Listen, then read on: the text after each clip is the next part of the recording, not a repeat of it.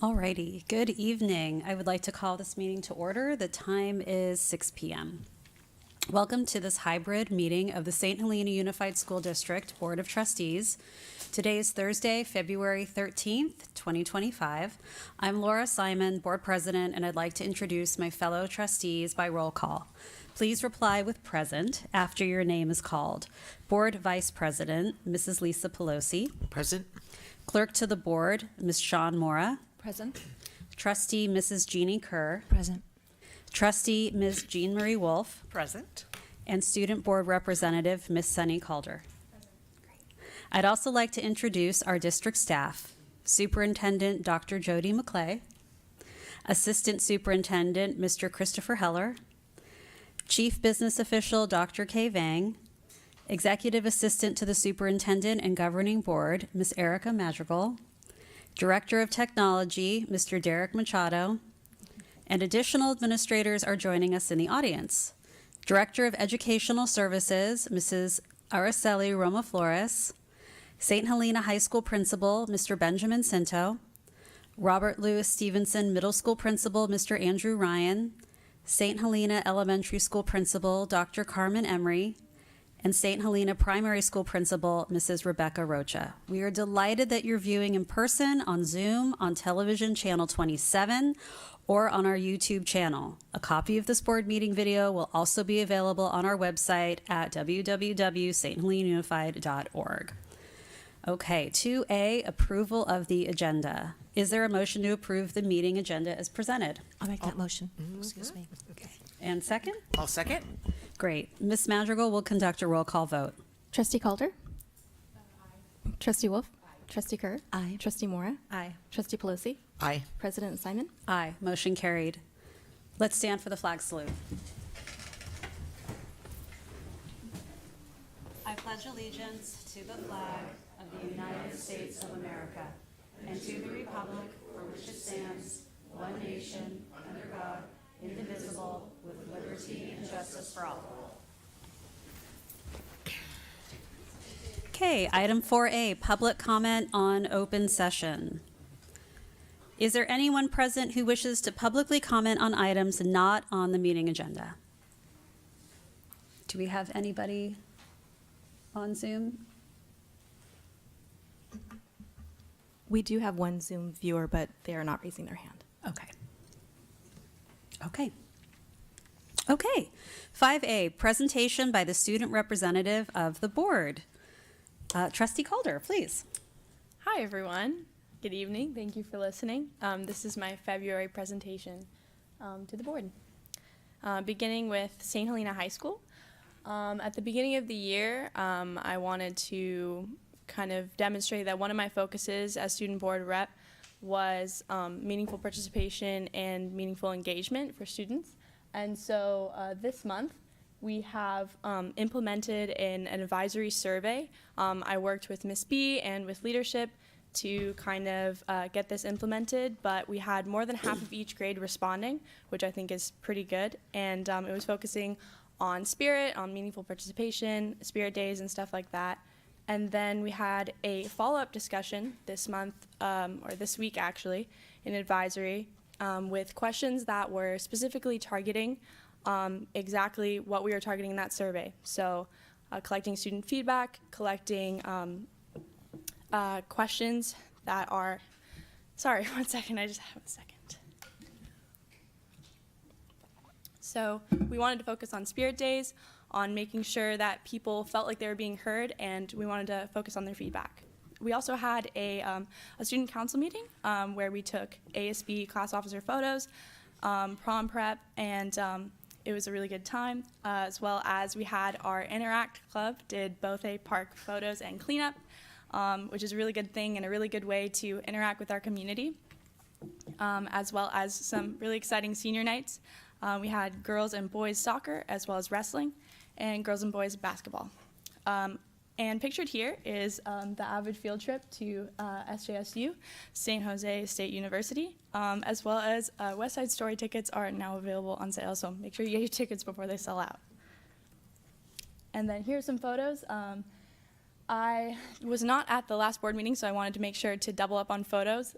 We had plenty this month, including some photos from West Side Story, some photos from the Bothay Park cleanup, and some photos from our lovely seniors. And then right above was our win after the Kelseyville game with Layla Hannah, number 4, pictured there. I wanted to show you guys a snippet of the survey. I know I can't show the entire thing, that would take too much time, but I do think it's really important to show kind of what we've been working on and what the students are being exposed to. So here's kind of one of the heavy hitters, ranking participation in Spirit Days. So we asked each student that would like to respond in advisory to rank their level of participation. And we have it organized, so freshman, sophomore, junior, and senior. And as you can see, seniors are maybe a little bit more invested. It's their kind of last hurrah, but this is definitely something really important, and measuring that kind of helps us move forward with ideas that would encourage that kind of behavior. And then for the next slide, we asked specific questions on why people may not feel motivated to participate in things like that. We asked questions like maybe it's embarrassing, they don't have any clothes. We got a ton of people saying that they just don't have things that fit the Spirit Days, which kind of motivates us to make Spirit Days more accessible, and hard, confusing Spirit Days. And overall, this really just gives us being leadership insight on how to get kids motivated to participate and to enjoy and really feel part of a team at school. And then finally, just a kind of a broad question, what makes school fun? Things like rallies were really popular. We had no idea rallies were such a popular thing for a lot of students. So going forward with the semester, we have 2 more rallies. It's a great way to get students to enjoy school and make the school days fun, especially in this last semester. And then moving on with the middle school, I had a discussion with their lovely leadership class, which was actually my first time talking to them. It was really cool to see this new class. I believe it's newly a year-long thing, and kind of see how this would streamline into high school. I talked to them about maybe implementing this kind of survey at the RLS, and if they had any kind of add-ons that I could tailor to the survey. They wanted to know things about how to encourage people to come to dances, how to encourage people to participate in Blue Tuesday. And so this month I'm going to be working on making a survey that will kind of be tailored to the RLS and hopefully starting with the leadership. And then they also had an assembly. I believe Mr. Brown was the guest speaker. It was in partnership with the parent group, as well as their traditional Castello di Amorosa field trip for the 7th grade for their medieval unit, which is very fun.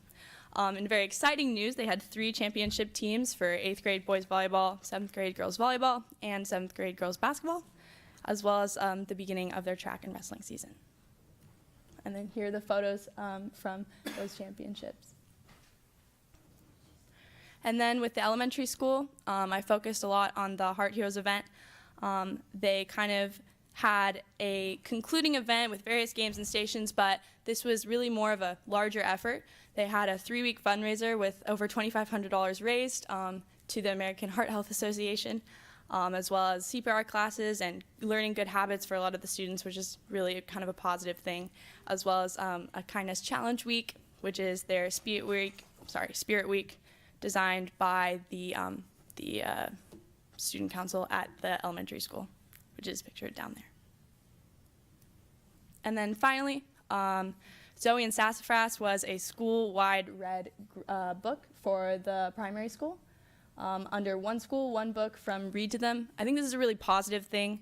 It's something that really unites the school, and I really like seeing it and seeing kids really engaged and kind of excited to come to school and read this book all together as a school.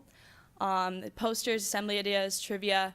In the book, the protagonist is kind of a scientist, so they did lots of things with experiments and stuff like that, which was really fun to see. There's also a parent session on the 18th, that was working on identifying kids with learning disabilities at a young age, and also making sure that there's no misinformation and parents feel comfortable on that subject. And that kind of really transitions into Forget Me Not, which is a cameo night. It's going to be really great. It's a free event. The poster is pictured there, but it's really just another resource to let parents know about inclusion and focusing on that as kind of a really positive thing.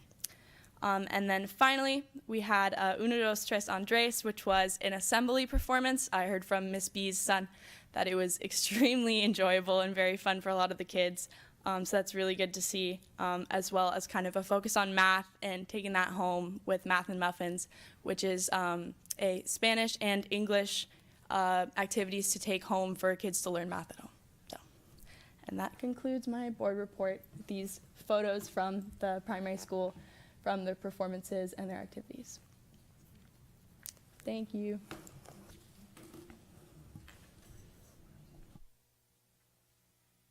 Okay, we're going to move on to 5B, Introduction of the St. Helena High School Future Farmers of America, FFA officers. So I'd love to call on Mrs. Ashwandon, Mr. Mendez, and the St. Helena High School FFA students.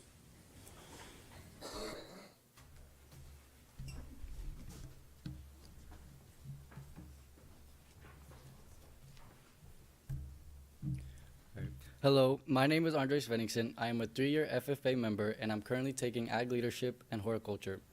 On behalf of the FFA and Agricultural Department, I would like to extend gratitude for having us here this evening to share about our program and what students are up to. The Ag Department and FFA chapter was recharted and started under the direction of Mr. Mendez in the year of 2000.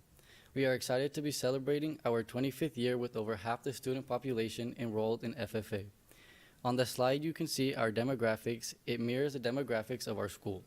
We are proud to share that we have an 81% retention rate and pride ourselves in providing coursework, events, and opportunities for all students.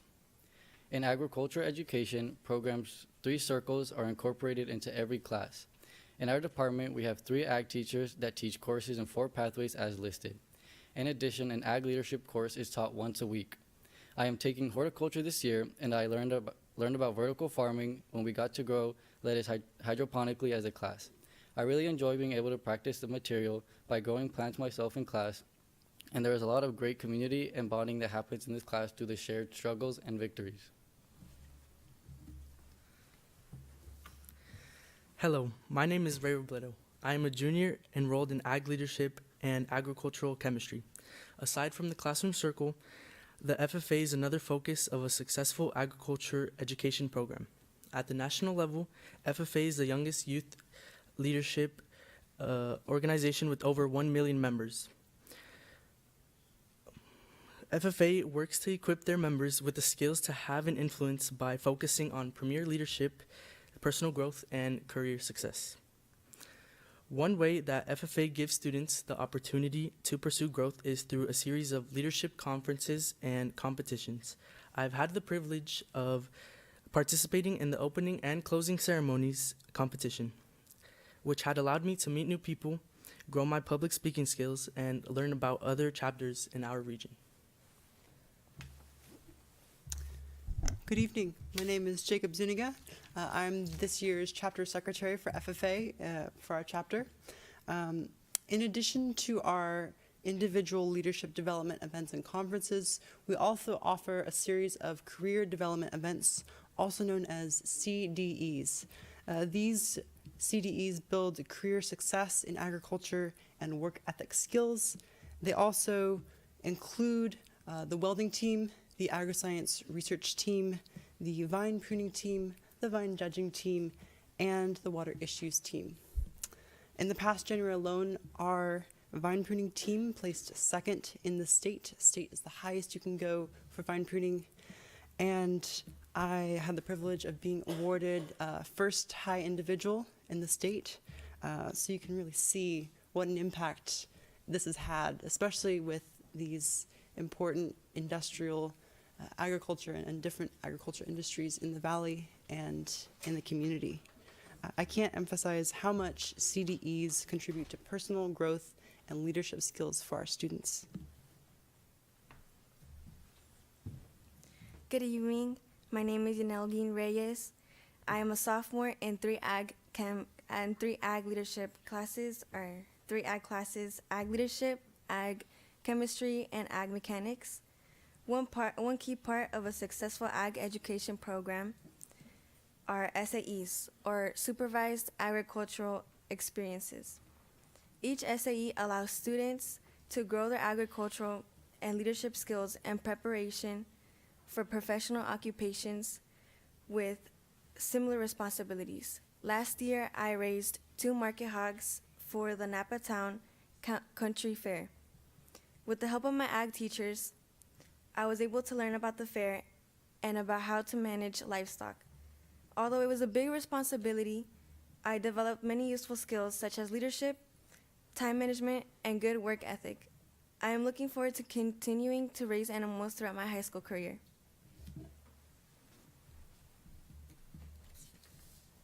Hello, my name is Journey Pennerman, and I am serving as the chapter reporter this year. FFA, as a CTSO program, operates our program of activities, which is broken into 3 sections. The first segment is called Student Development, and it focuses on growing individual skills, challenging members, and rewarding their hard work. I personally am working to complete the agri-science pathway and earn a credit graduation. In this pathway, I have learned some important skills, such as how to write an APA paper and how to conduct research projects, one of which placed 5th in the nation. Another focus of student development is to set up members for success in their future endeavors. Many past St. Helena FFA members have made an impact at schools such as Harvard, Cal Poly, UC Davis, and many more. For those who choose other careers, they have found success in trade schools such as WyoTech and UTI.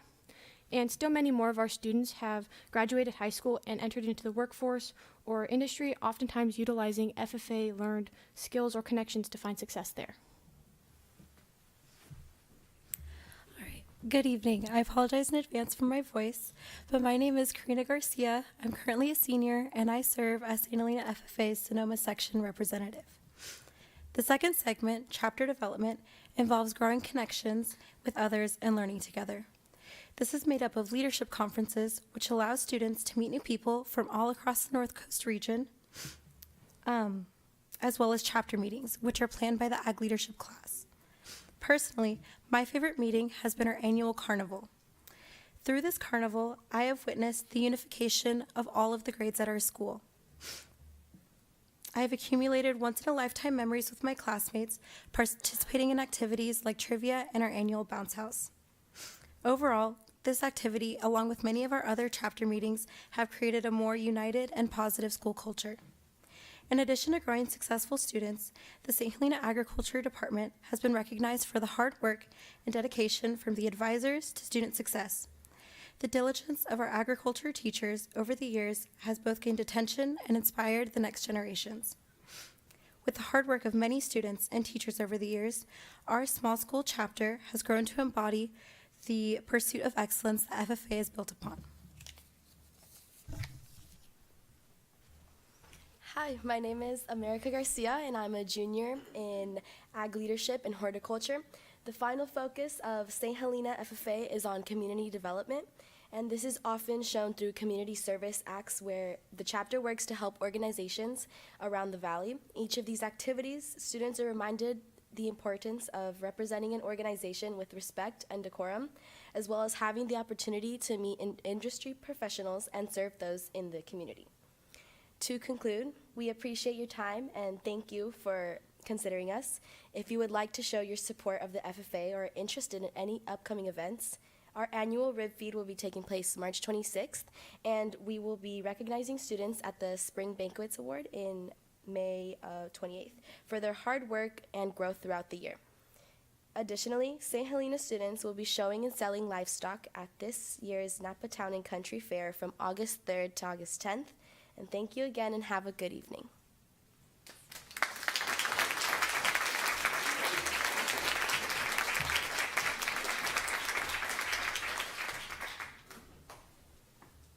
Thank you so much, FFA students. We really appreciate hearing from you, all of your accomplishments, all of the amazing things that our FFA teachers do every single day. I personally want to thank you.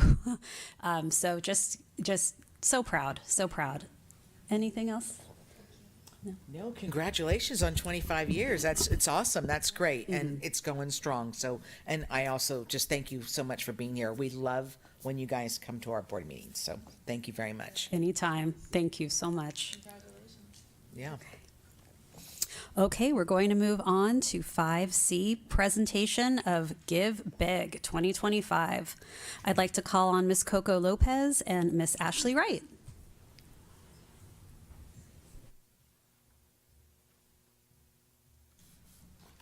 Hello, board members and everybody in the audience. My name's Coco Lopez.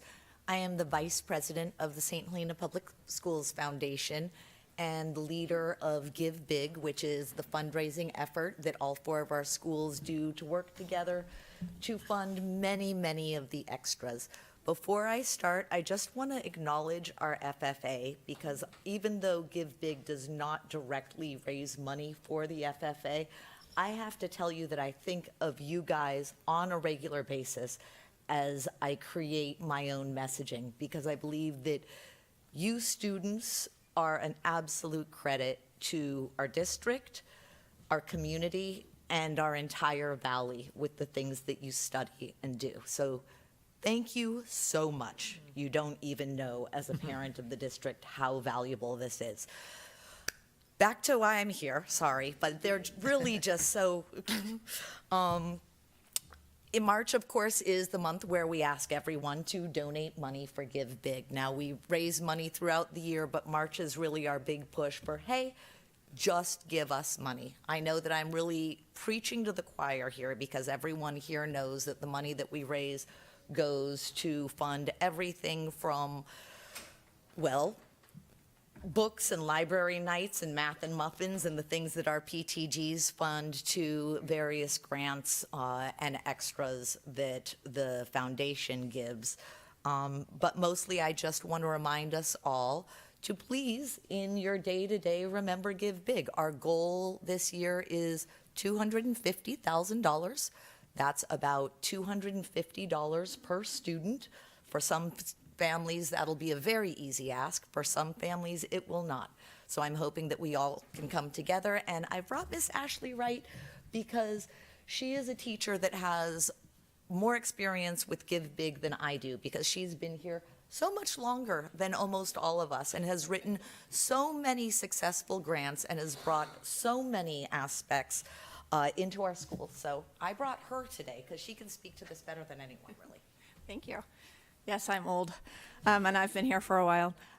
Would you mind showing the picture? So I just want to be here on the teacher side of Give Big, who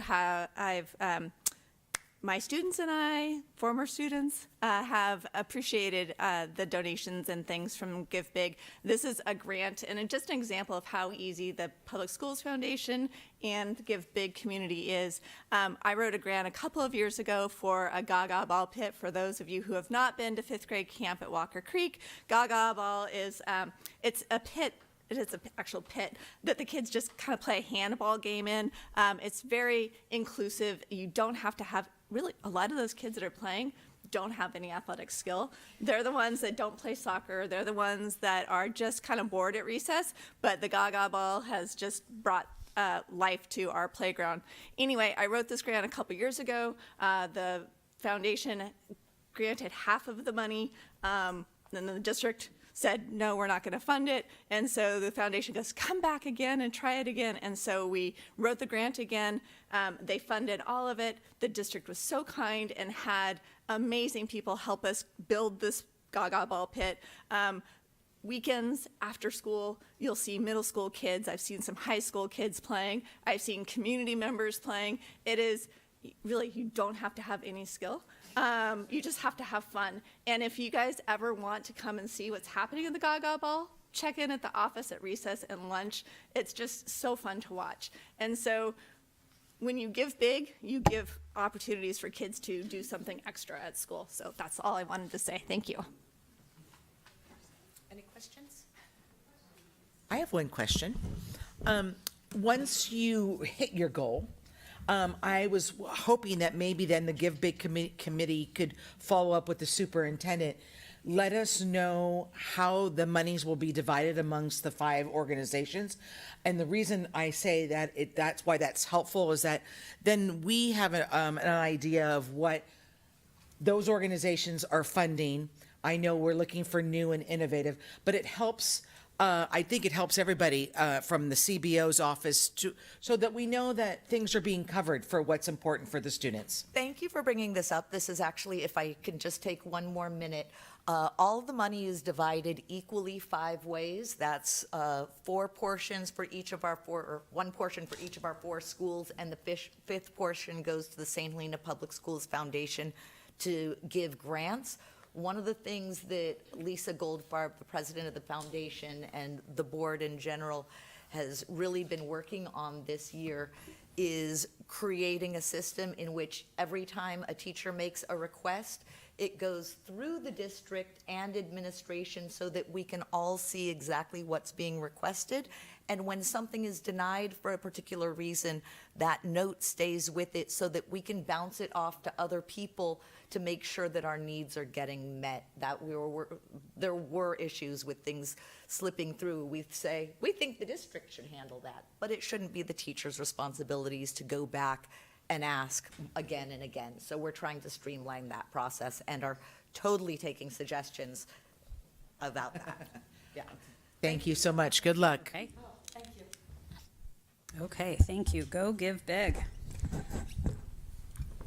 Okay, we're going to move on to 5D, recognition of the St. Helena Unified School District Classified School Employees of the Year. And Mr. Heller, please. Excuse me. Well, good evening. It gives me great pride to introduce our 6 winners of the Classified Employee of the Year for the St. Helena Unified School District. I have worked directly with many of these winners and the others in support tonight, and I want the community to know that classified staff are invaluable to our daily operation of our schools. While they're not in the limelight all the time, their daily service to our school sites exemplifies the need for our classified staff to be recognized in the manner that we're doing tonight. So we have 6 recipients, and I will announce their various categories and have them come up to the podium. If they are inspired to provide a quick speech, they are welcome to do so. And then please come around and shake everyone's hand here, and I will offer you a nice plant as part of your winnings. So first, in Clerical and Administrative Services, Nikki Myers. Nikki, if you would come and stand in front of the podium, I'm going to say...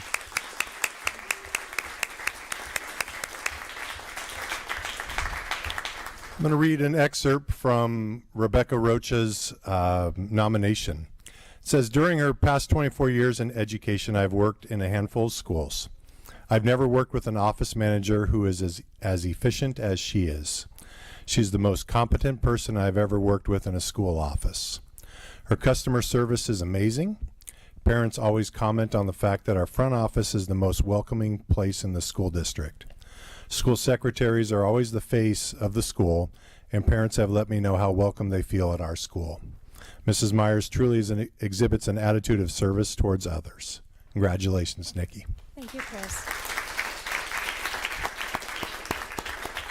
It's with great pleasure I serve here at St. Helena Unified, and I absolutely adore the primary school. And I feel like our schools, it's how all children should be educated, if not across the nation, at least in California. We're doing it. So thank you.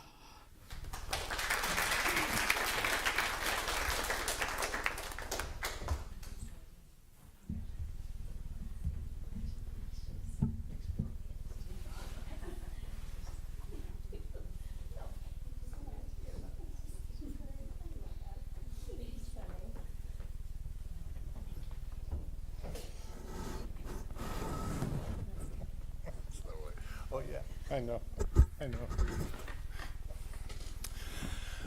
Our next winner is in the category of custodial and maintenance services. Please welcome up Mr. David Perry.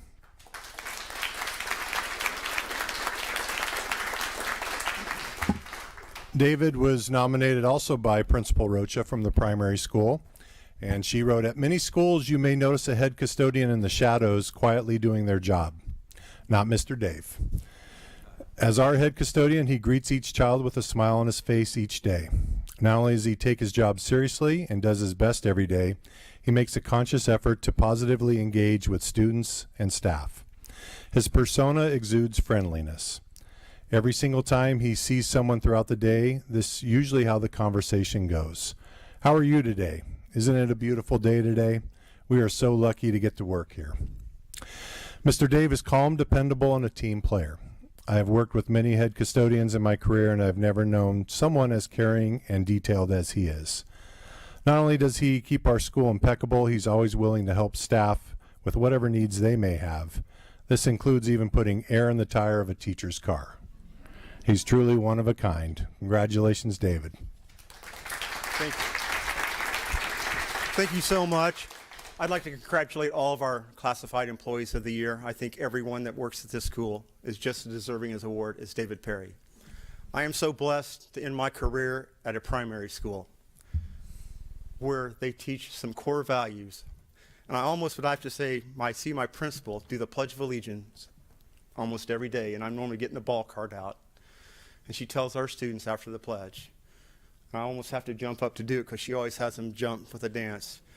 Be safe, be respectable, be responsible, be kind, and be curious. If we could, as adults, only live those same values that we stress to our children every day, can you imagine the impact? Because our children are watching us. They're seeing us if we're living those core values. And I'm so blessed to be a part of it. And I thank you so much. But as I said, I'm just part of a team. And I'm blessed. And all my coworkers deserve it just as much as I do. So thank you so much. I'll do my best to honor St. Helena to the best of my ability. Thank you so much.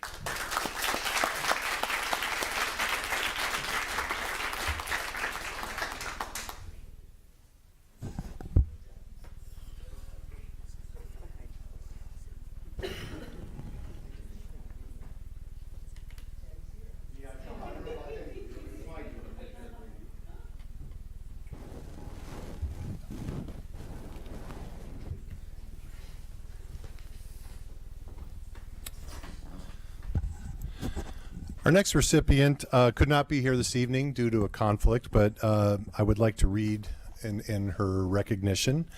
In the category of Food and Nutrition Services, Teresa Sepulveda from St. Helena High School. And she, Principal Cinto writes, as the most dedicated staff member in the St. Helena cafeteria, Teresa has consistently demonstrated qualities that make her an invaluable member of our team and the students we serve. Teresa's genuine care for students is evident in her daily interactions. She takes the time to engage with students, listening to their needs and concerns, which creates a supportive environment where they feel valued. Her kindness and understanding ensure that every student feels heard, contributing positively to their school experience. Teresa exemplifies the qualities of an outstanding candidate for this recognition.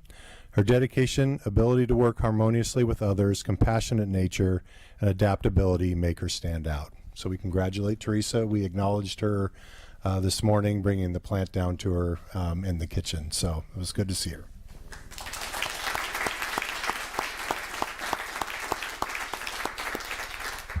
All right, our next category is in paraprofessional services. I'd like to call up Miss Alicia Guzman.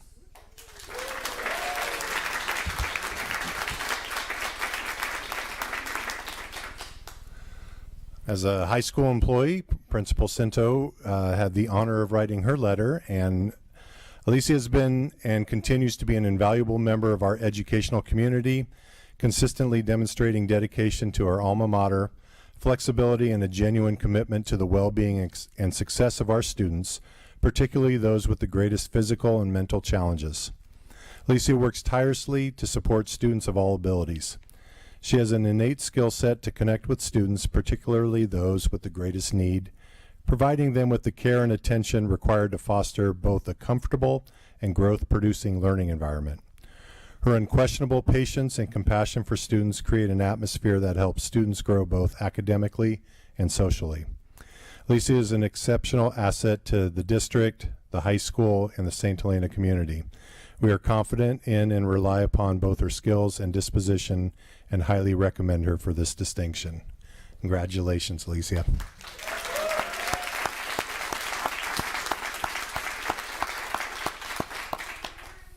So I feel like coming to work every day, it's just a new day every day. And it's like my second home. and working with kids with special needs, it's just, it's my thing, and it's very special. And you just have to greet them with a smile every day, and that's it. That's all they need, really. Thank you.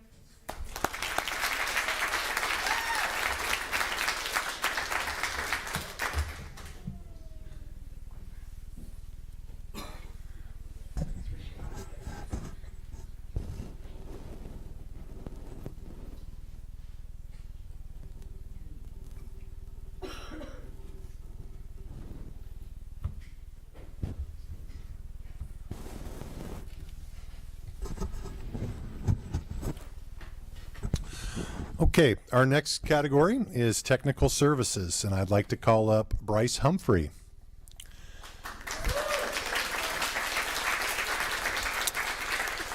Bryce was nominated by the Director of Informational Technology, Derek Machado, and Derek says, I've had the privilege of working with Bryce since 2017, where he has served as a network systems technician and is now an instructional technology systems administrator. In that time, Bryce has shown a tremendous growth, not only in technical skills, but more importantly, soft skills and initiative that have made him reliable, trustworthy, and an excellent member of the St. Helena Unified family. Not only is Bryce a doer, he has that's a good word. Ingenuous. Oh boy. Yes, that one caught me. Okay. He has an ingenuity when it comes to problem solving high level issues. Man, SAT word I'm going to have to come back to. Being a Navy veteran, Bryce does not have the word quit in his vocabulary. Over the years, we've engaged in many long hours working together to deploy access points, student devices, and networking equipment, and Bryce has been steadfast in his assistance in those projects. He has the ability to build camaraderie not only within our department, but with other departments throughout the district, which speaks to his character, his good-willed nature, and his ability to build trust and relationships by handling staff issues with short turnover. His work in this area makes him an invaluable employee to our district and a great team member to work with. Congratulations, Bryce. Thank you. Thank you. As Derek mentioned, I served in the Navy, and I've worked in hospitality, I've worked in transportation, and I've worked in security, and this is the best job I've ever had. I'm truly blessed to work with people who take their jobs seriously, as I do, and who are professional and truly care about the work that they're doing.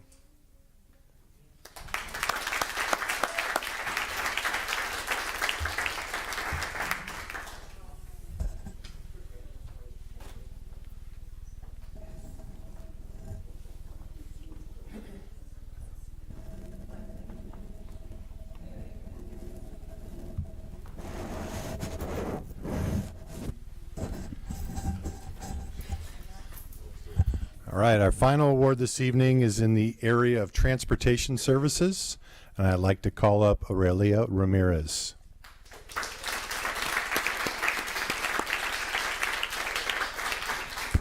Read this one? You read it. It's yours. I'm going to have Dr. Van Guest read. I'm tired after that big word. All right. Aurelia.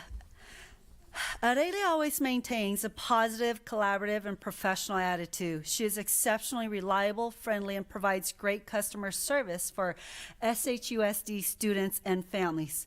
I have observed Aurelia's positive interactions with students on a consistent basis. She greets each student who gets on her bus with a big, warm smile.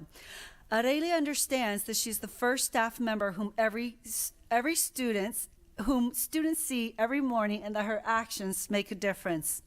The transportation I view Aurelia as the team leader. She plans every driver's route and coordinates rides with school sites. Aurelia works closely with her team to ensure the buses are clean and ready to transport students. She takes great pride in her work and is a wonderful mentor for her team. I have great respect for Aurelia and truly believe that she exemplifies a team player committed to performing her best every day. Thank you.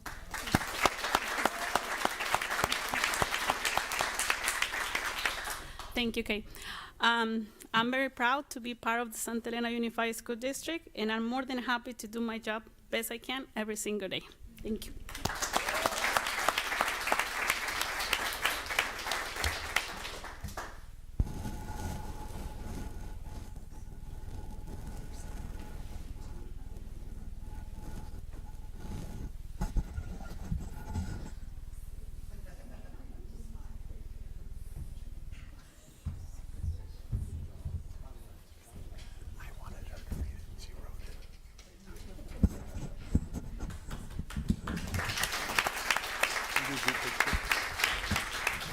Can we have all the winners come back up and do a group picture with the trustees? Trustees, right here. Yep.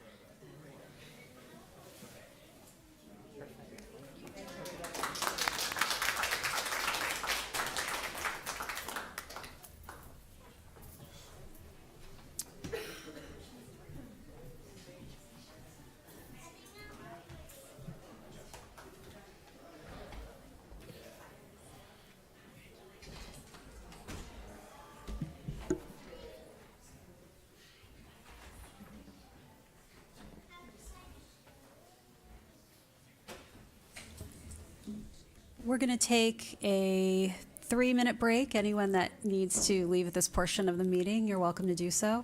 And we'll be back in 3 minutes.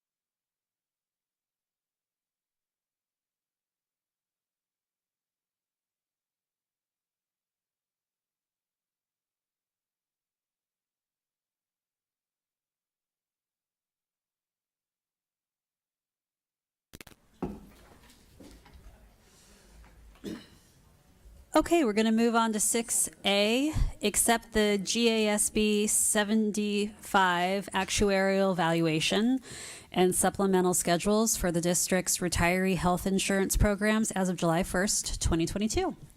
And I'd like to call on Dr. Vang, please.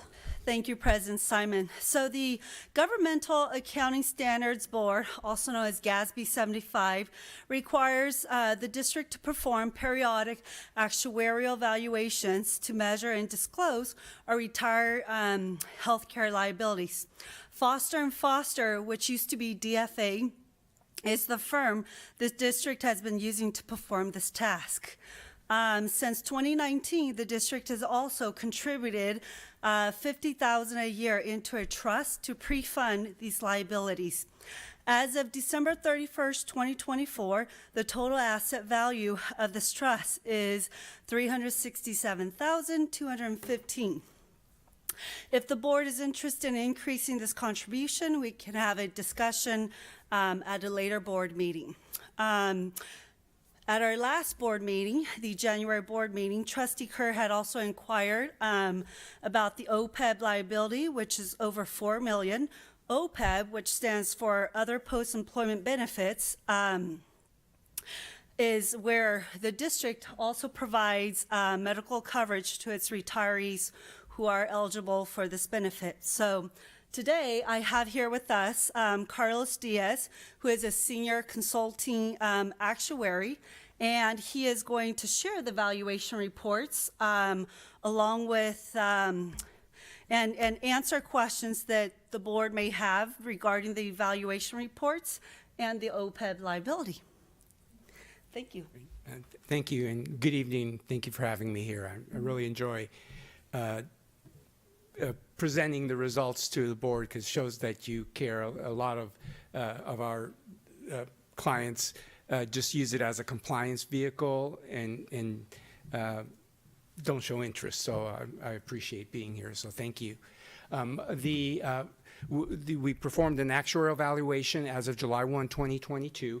GASB 75 requires one valuation every 2 years, and then during the interim years, it allows you to do a projection to calculate the liabilities that you would show on your financial statements. So we will be doing a valuation the next scheduled valuation will be as of July 1, 2024.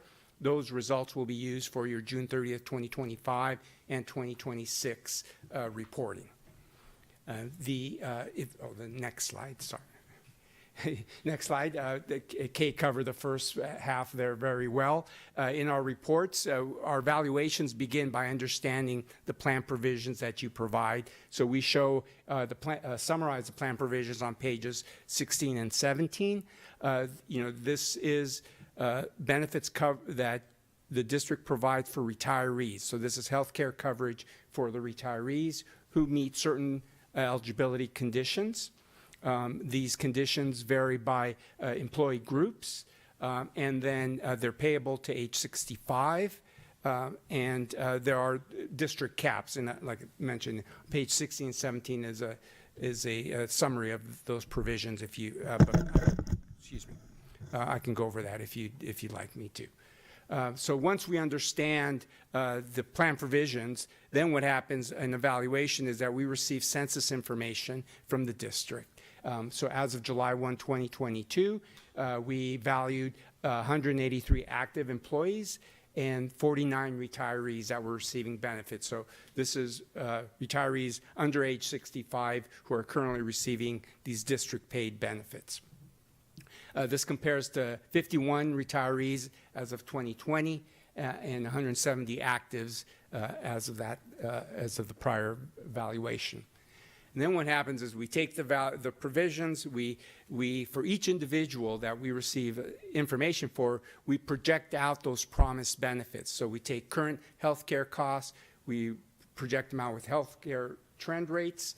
We consider that some employees may terminate. They may retire early at 55, some may retire at 60, and so we have actuarial assumptions as to when these events can occur. And then we also use mortality tables, so some people may pass away, especially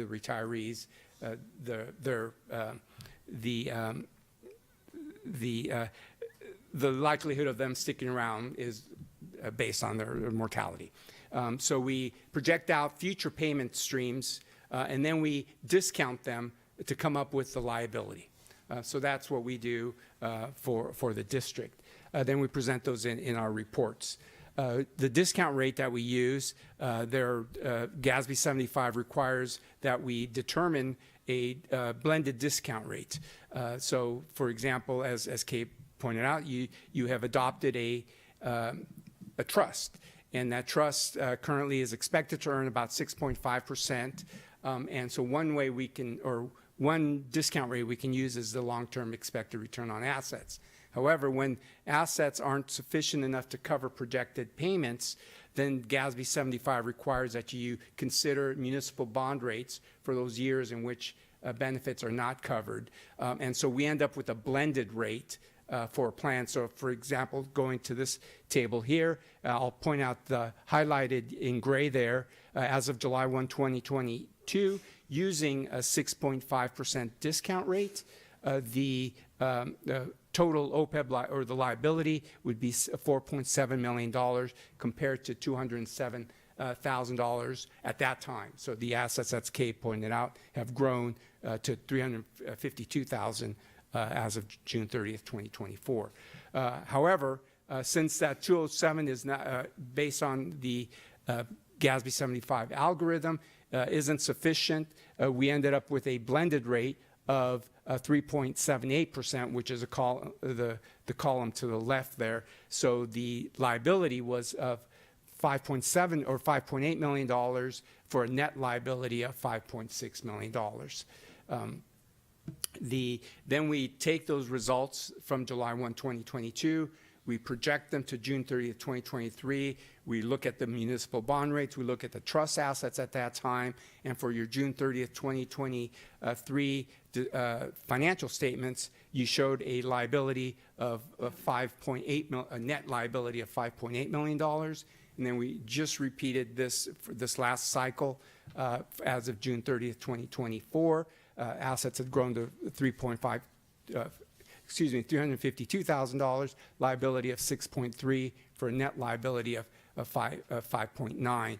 And along the way, because the assets were improving, because the municipal bond rates were increasing, then the discount rate was also changing. So we ended up, as of June 30, 2024, having a discount rate of 4.1%. The higher the discount rate, the lower the liability.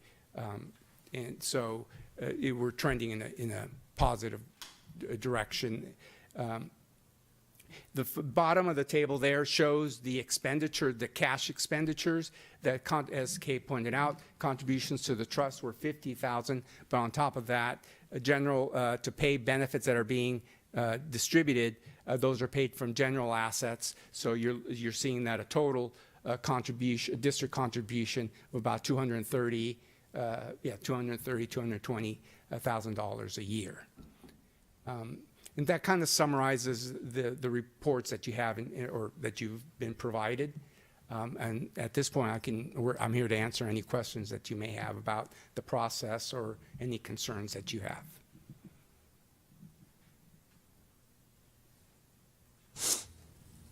Okay, is anyone participating via Zoom who wishes to comment on this agenda item?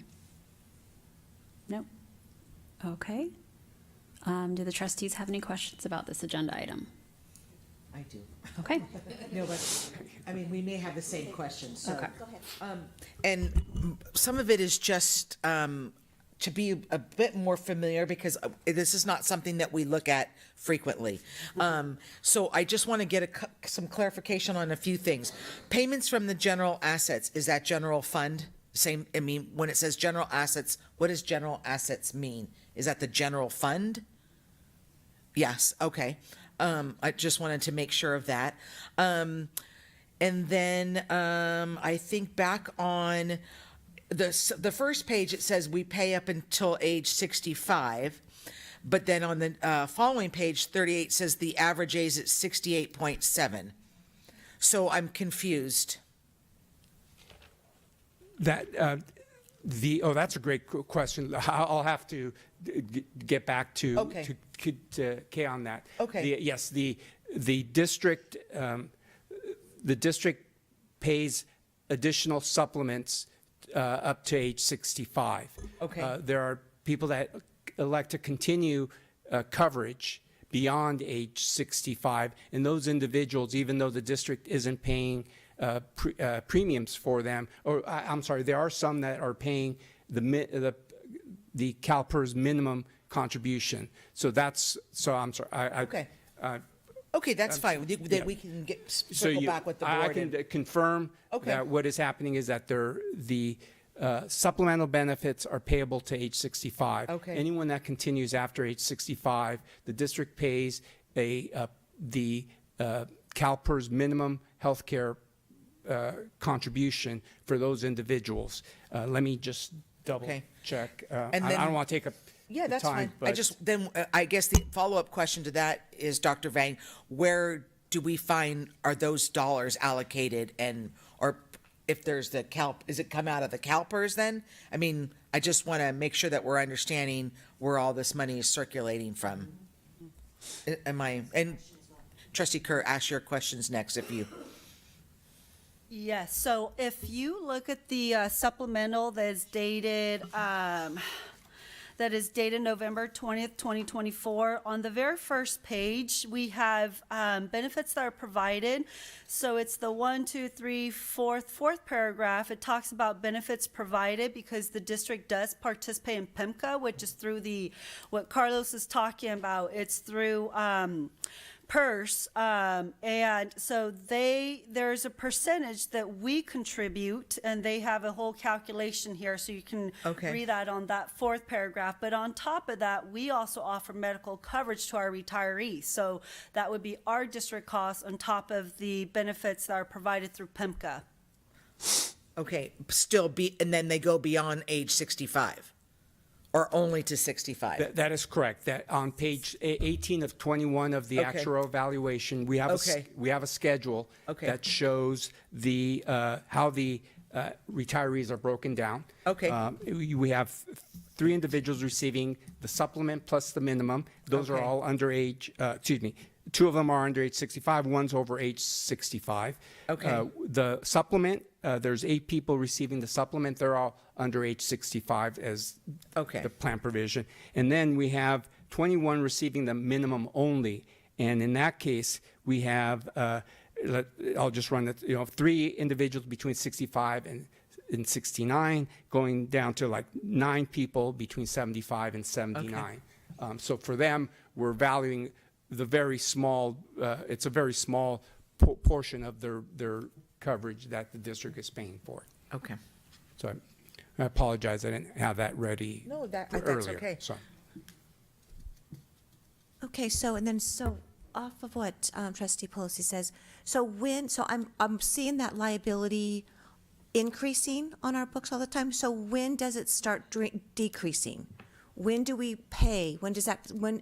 What happens to that money that's on our books? Right. So that unfunded liability will stay on our books. I am not aware of any district that does not have this unfunded liability, because it's not only for the retirees, but they're also, as Carlos is saying, you're also projecting out for your current active employees who may retire later on, right? So this unfunded liability, to my knowledge, even the last couple of districts that I've ever worked for, I am not aware of a district that does not have this unfunded liability, and it's a huge amount because it is for your retirees who've already retired that you're still paying for, and then you're also projecting out for your active current employees. So in order to decrease the unfunded liability, we have a trust that we pay into, right? So that trust helps.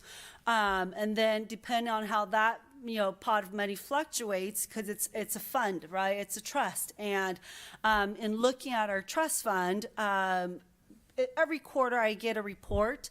The quarterly report that was last dated September, not the December one, which is the most current one, on that September 1, our total asset was actually more than $367,215. But then as of December, because of the fluctuations, that number went down slightly to 367,000, if I can speak.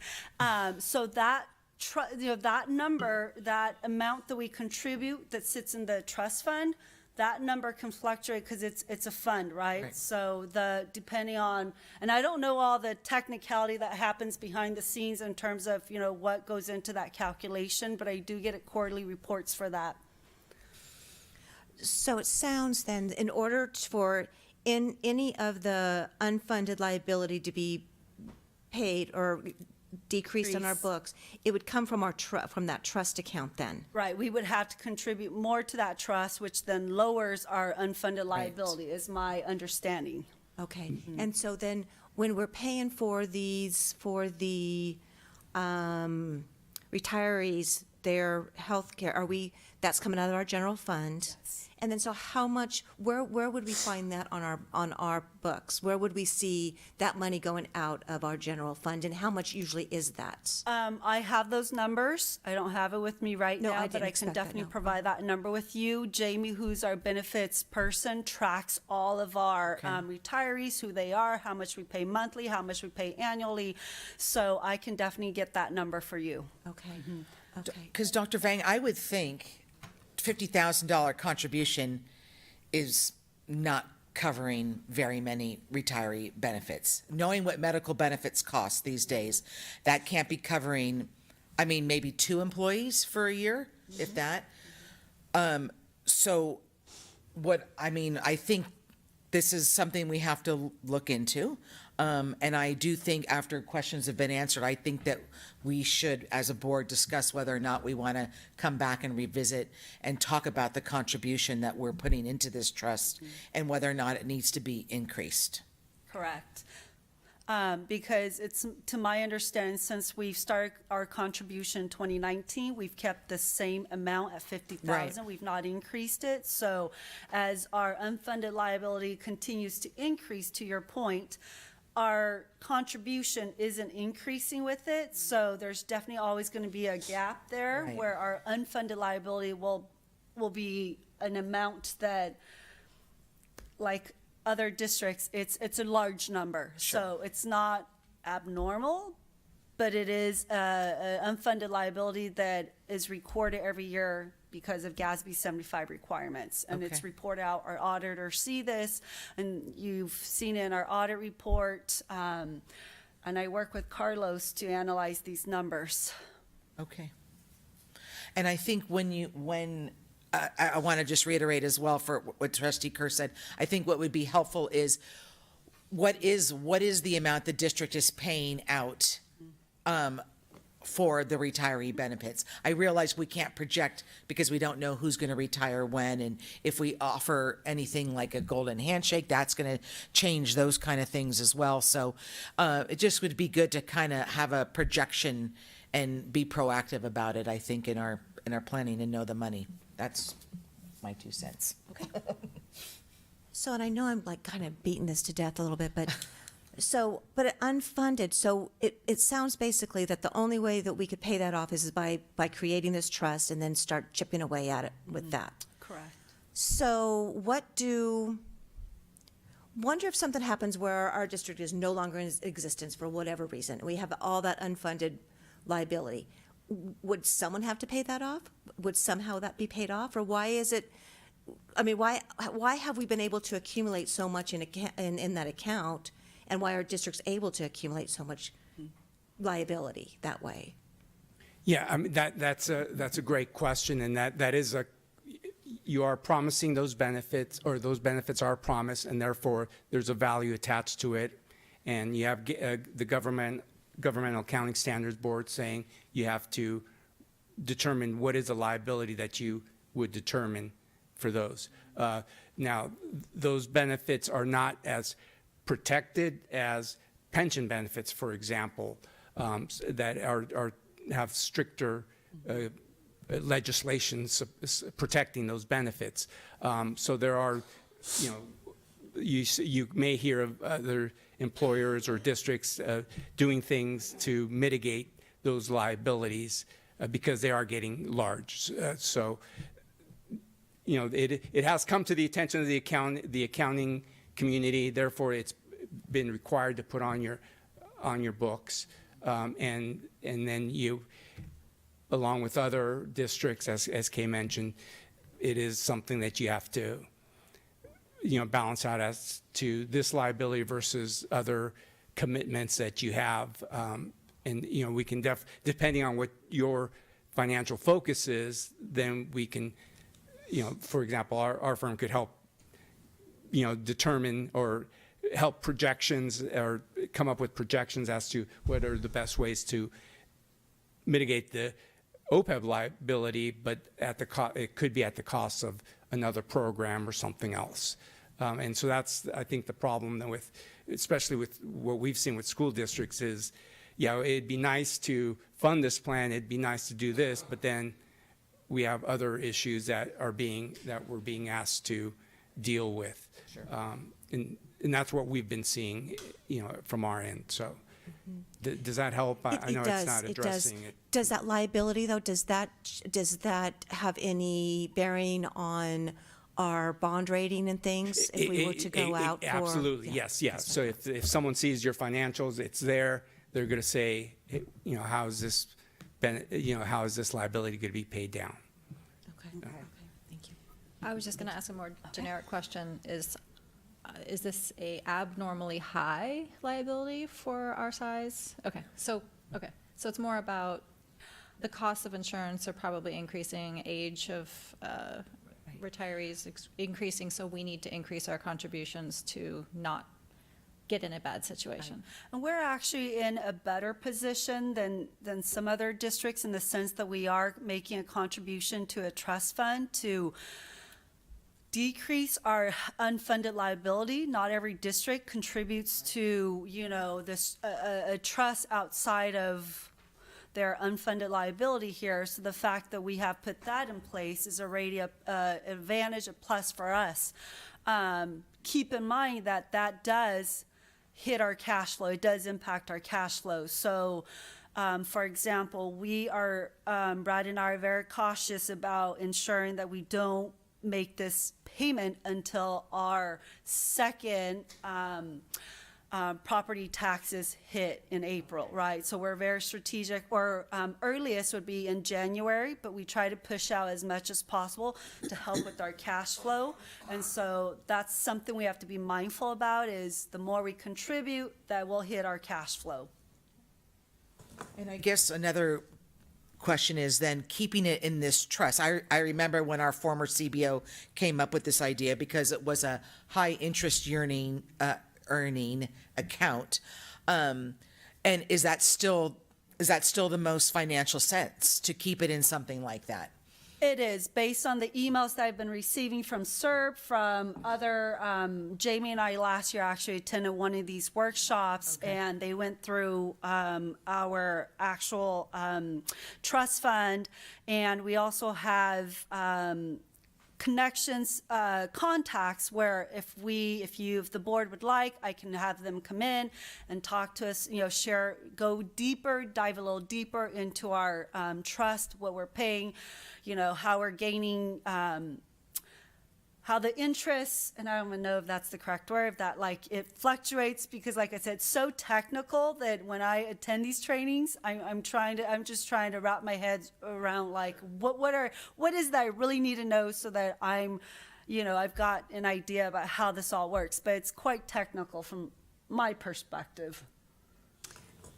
Okay, so what I think we're going to do, since I think this warrants some more conversation, and there's been some, there have been asks to discuss increasing contribution amounts, then Dr. McClay, I'd like us to find some time where we'll have a more in-depth conversation on this topic.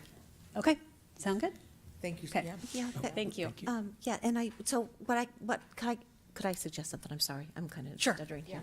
So with that, when it comes back to us in the discussion, and if there's money attached to it, as far as like 100,000, 500, you know, whatever it is, it would be helpful for us to know what is going away by us paying that. So what we're not going to be able to pay because we're paying that type of a thing. Does that make sense? Yes, it does. Okay.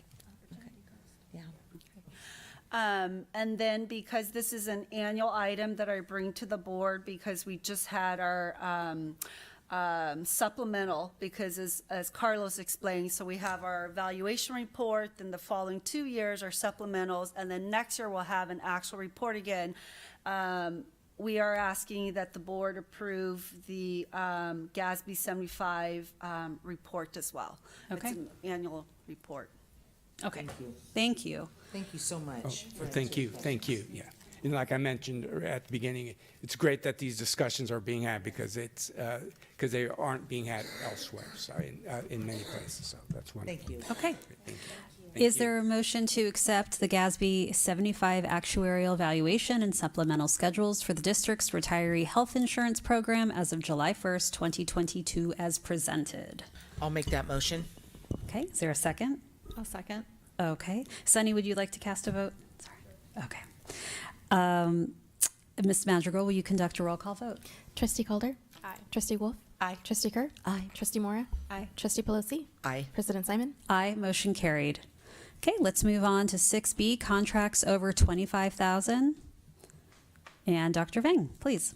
Thank you. I have 2 contracts over 25. The first is for Garden Works, and this is to remove existing irrigation controllers and then install the Hunter controllers throughout the district. And this will help us in terms of allowing our grounds team and our director, our facilities director, to remotely control our irrigation system, which is not, the case right now. So we'd like to ask the board to approve Garden Works. And then Galileo, as you all know, is our summer program.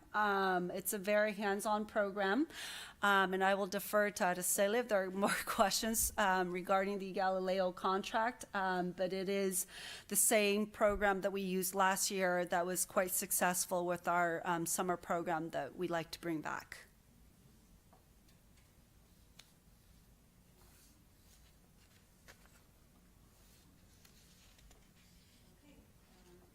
Anyone participating who'd wish to publicly comment on this agenda item? Okay, do the trustees have any questions? No? My question was answered. Okay, mine as well, thank you. Is there a motion to approve the contracts over 25,000 as presented? Sunny, would you like to cast a vote? Okay. Well, first we have to make the motion. Right. Okay. It's backwards in here. Okay. Oh, okay. Okay, is there a motion? I'll make that motion to approve the contracts over 25,000. Okay, is there a second? I'll second. Okay. Ms. Madrigal will conduct a roll call vote. Trustee Calder? Aye. Trustee Wolf? Aye. Trustee Kerr? Aye. Trustee Mora? Aye. Trustee Pelosi? Aye. President Simon? Aye, motion carried. 7A, approval to file notices of exemption for the district-wide solar photovoltaics project. Dr. Vang, please. Thank you. As you all know, we have a solar project that that the board has approved. We're working on all the logistics right now so that we can have this project up and running in the summer. I am going to ask both Steve and John with Gradestone West to present this action item. And then we also have in the audience our arborist, Jake, if there are any questions, because this is a notice of exemption. Good evening, everyone. What we have is we have all four sites within the district. We have a solar project going on for each one of those. They vary from a single array, which is a long sort of a structure that the solar panels sit on, and that's in the in the elementary school, for example. It's in the field adjacent to one of the buildings there. We also have another one which is over in the primary school, which is also an array that runs across the drop-off zone in the front parking lot there. And then at the high school, there are multiple arrays that are in the parking lot by the swimming pool, and there's also an array that's over on the other side of the track.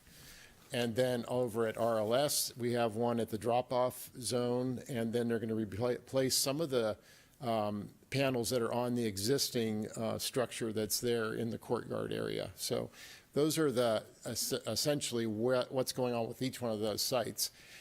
In proceeding with the project, you have to proceed with a file either a non-mitigated CEQA, which is checking out the environmental impacts of this project.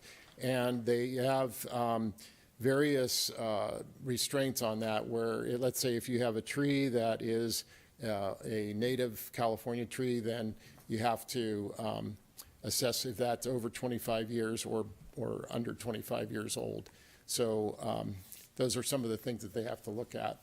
And then, so what we're doing on this is we are filing a negative declaration, so that will give you, it'll make the project free and clear, and also it does, there are also other ramifications to that in limiting the exposure of that project, each individual project. So there has to be one filed for each project, so it'll be 4 total.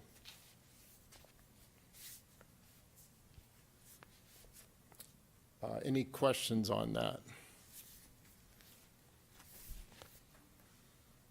Oh, one other thing I'll note is that primarily the trees, and our tree experts back here, but mostly the trees at the high school were pistache, which is non-native, and then over at the primary, the trees were an ornamental pear, which are non-native also. So. Okay. Okay, is there anyone participating who'd wish to publicly comment on this agenda item? Okay, any trustees have any questions for this agenda item?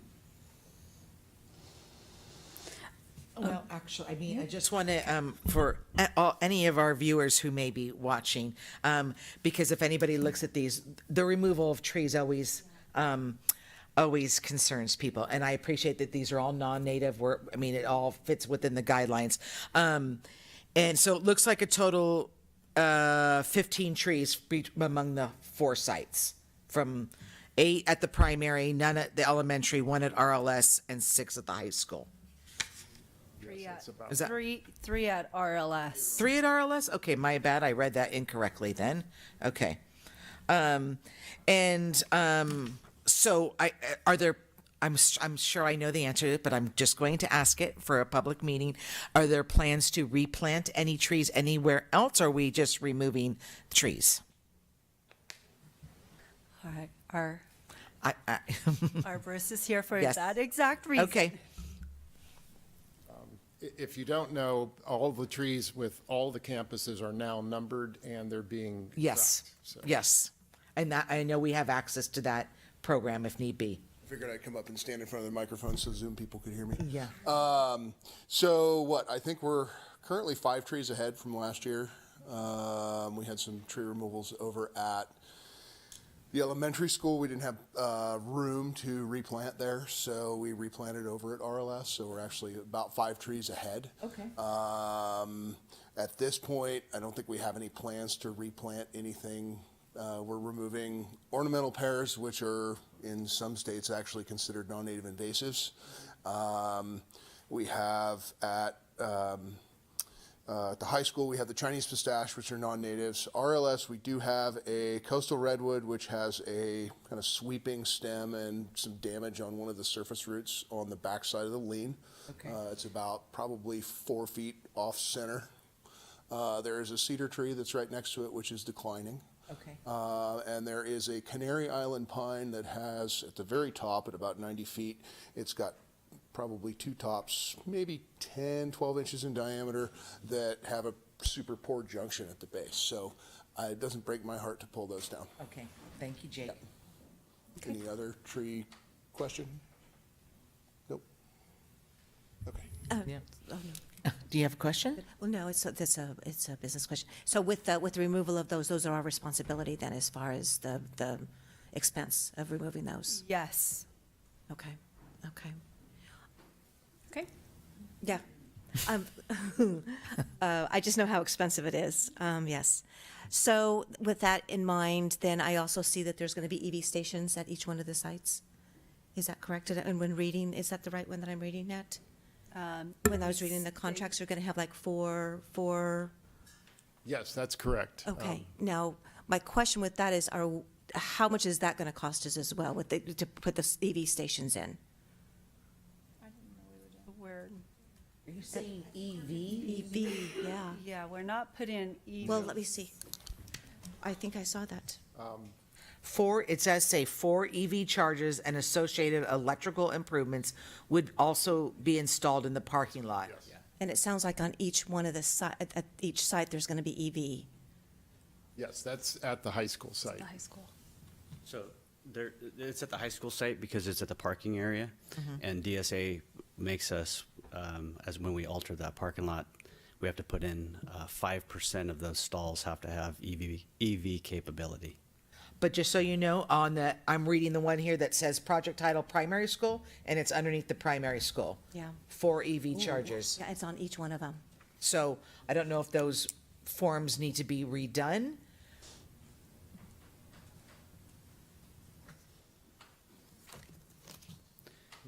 They may need to be redone. Okay. We'll look into that and let you know.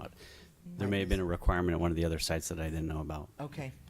Yeah, because it is on all 4 of them. It is on all 4. We'll work with them and get you the correct information. Okay, thank you. And if there is this notice of exemption, I don't know that it's a reason to hold up the notice of exemption. It's Okay. just they're taking that into account in their assessment. Okay. But I think I understand where Trustee Kerr's mind is going, and in that there's, we don't want you to come back and say, now we need to approve an estimate for 16 EV chargers that we didn't know anything about. Is that where your mind is going? That's correct, and also just the amount of it, because we were a little bit blown away with the amount at the bus station. So that's all, just to kind of keep us in the loop of, are we approving separately 4 EV chargers, or 16, none, or have we already approved it?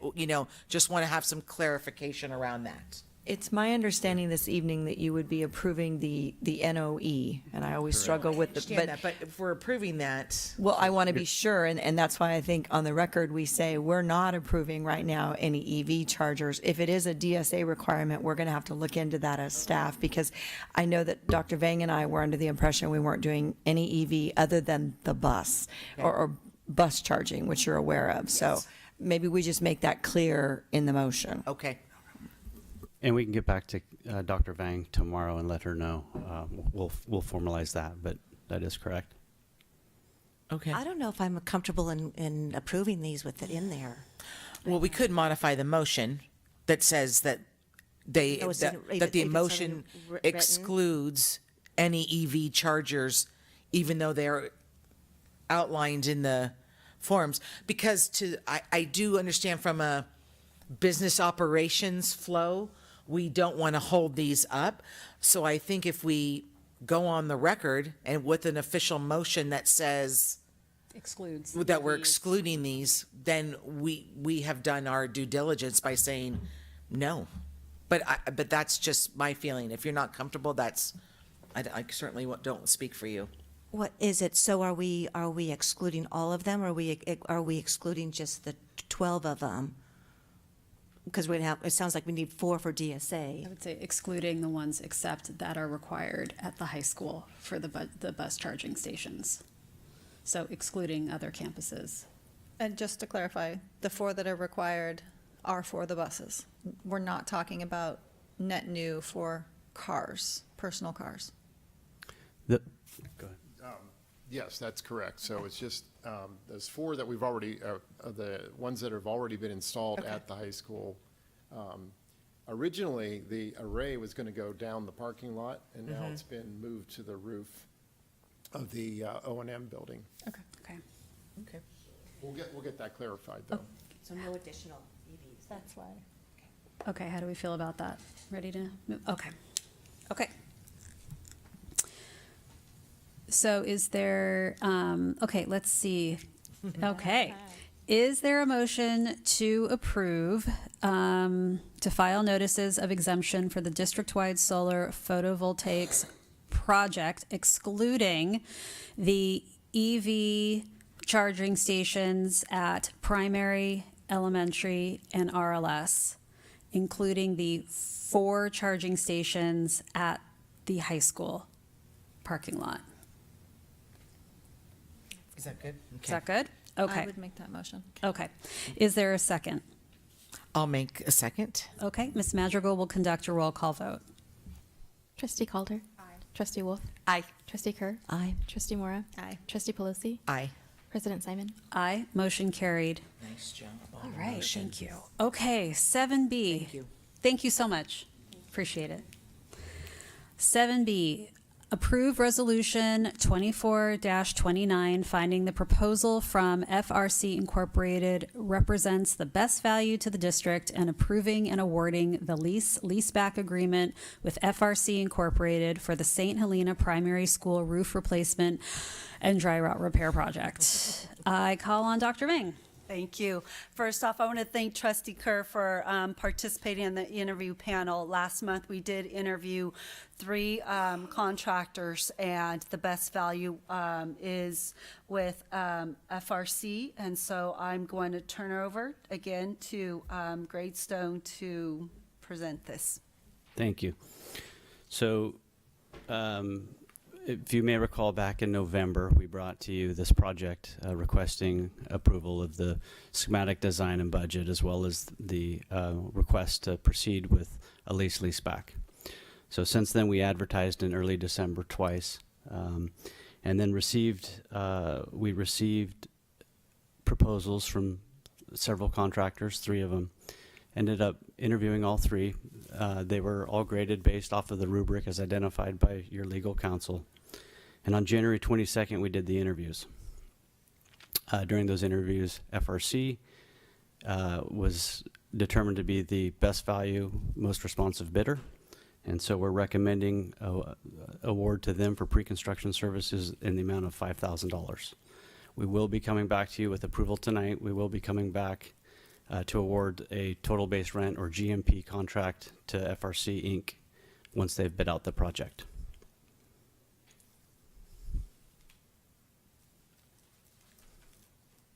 Is there anyone participating via Zoom or who would like to publicly comment on this agenda item? Do the trustees have any questions about this agenda item? No. Okay. You know, one thing I would like to add, though, one of the questions that was part of we asked the 3 contractors the same questions. And one of the questions that we asked, and this was a very important part of the interview for us, was their workload, as far as, because we know it's a really tight schedule. It's a summer project. It has to be done in 66 days or 44 days or something like that. And we specifically asked each contractors what their workload looked like for the summer, and FRC was the one that we thought this would be the best fit for us. Okay. We were also able to meet their entire team. They all were at the interview, so we really appreciated that as well. So I feel very confident in picking FRC, because actually that's what we did. Okay. And I'll just go on record, Dr. McClay, that I would be willing to sit on any kind of interviews for construction projects going forward. I'm happy to do that if you need a trustee presence. So. And she would be better at it than I would. You did a good job. Trustee Kerr, I appreciate you asking that specific question for this next project. Thank you. Okay. So is there a motion to approve the adoption of Resolution 24-29 as presented? I'll make that motion. Sunny, would you like to cast a vote? Yes. Okay. Is there a second? I'll second. Ms. Madrigal will conduct a roll call vote. Trustee Calder. Aye. Trustee Wolf. Aye. Trustee Kerr. Aye. Trustee Mora. Aye. Trustee Pelosi. Aye. President Simon. Aye. Motion carried. Okay, we're going to move on to the consent agenda. I would like to remove items. Actually, sorry. That's okay. Okay, hold on one second.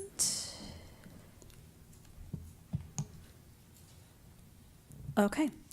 Hold on one moment. The consent agenda contains routine items judged as appropriate to be acted upon in one motion. If a board member requests that an item be removed from the consent agenda, the item will be considered under discussion action items.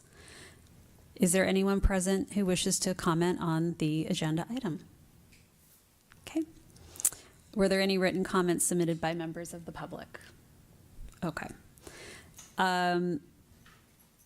So what I'm going to do is I'm going to remove items 8E and 8F. Okay. So E and F. let's see here. Do the trustees have any questions about the agenda items that have not been removed? On 8G, I did have some questions on some of the contracts under $25,000. So I would Yeah. so pull that So one. can I pull that? Yeah, let's pull please? that one as Thank well. you. So we're going to pull 8G as well. Okay. Okay. Okay, so is there a motion to approve the consent agenda with the exception of 8E, 8F, and 8G as presented? I'll make that motion. Okay, is there a second? I'll second. Ms. Madrigal will conduct a roll call vote. Trustee Wolf? Aye. Trustee Kerr? Aye. Trustee Mora? Aye. Trustee Pelosi? Aye. President Simon? Aye, motion carried. Okay, why don't we begin with 8E? Trustees, any questions on this agenda item? I was the one who asked to have it pulled, so I'll ask the question. So I am, when looking at the, this is the approved surplus property. As far as the weeding the libraries, I guess my question would be, what is the process that happens in order to weed the books? And I asked that because in January there was 1,131 books, and they were older books. And looking at the list, there was many of them older books. There were some historical books, though, novels and things that I was kind of surprised about seeing going out. But so I left that, and then this month there's 517 books, and a lot of them were it was designated as a new book, and there was French texts, theater books, there was some Common Core books, and there was a couple novels. Some of them were older, but there were some that only maybe 4 years old or so. And so I guess my question would be the process, and then also if they're new books, are they not used and we're surplusing them, or I just want to be careful with spending money on books if we're surplusing them, being new and not being used. Yeah, so that's my question. Yeah, so if you recall, on the Friday, May 9th board update under business services, there was a section I actually had shared with all of you our weeding process. There was a document that I linked in there that discusses our weeding process. As you may recall, we're part of the Napa County Consortium. So as part of the consortium, we're working directly with the state librarians, and they have actually provided weeding guidelines for school libraries. They include the rationale for weeding, which is in the link that I've shared with you all on that document. And so there's actual our state librarian, it's my understanding that she works directly with our library techs at the school to ensure that they're following these guidelines. And so by following these guidelines, the goal is to keep the libraries with updated books that are current. And so I don't have all the details. I have the document that we refer to. Adeseli, was there anything else you wanted to add to it? Because I know you've been working closely with them as well. No, just that we do have the guide, oh, sorry.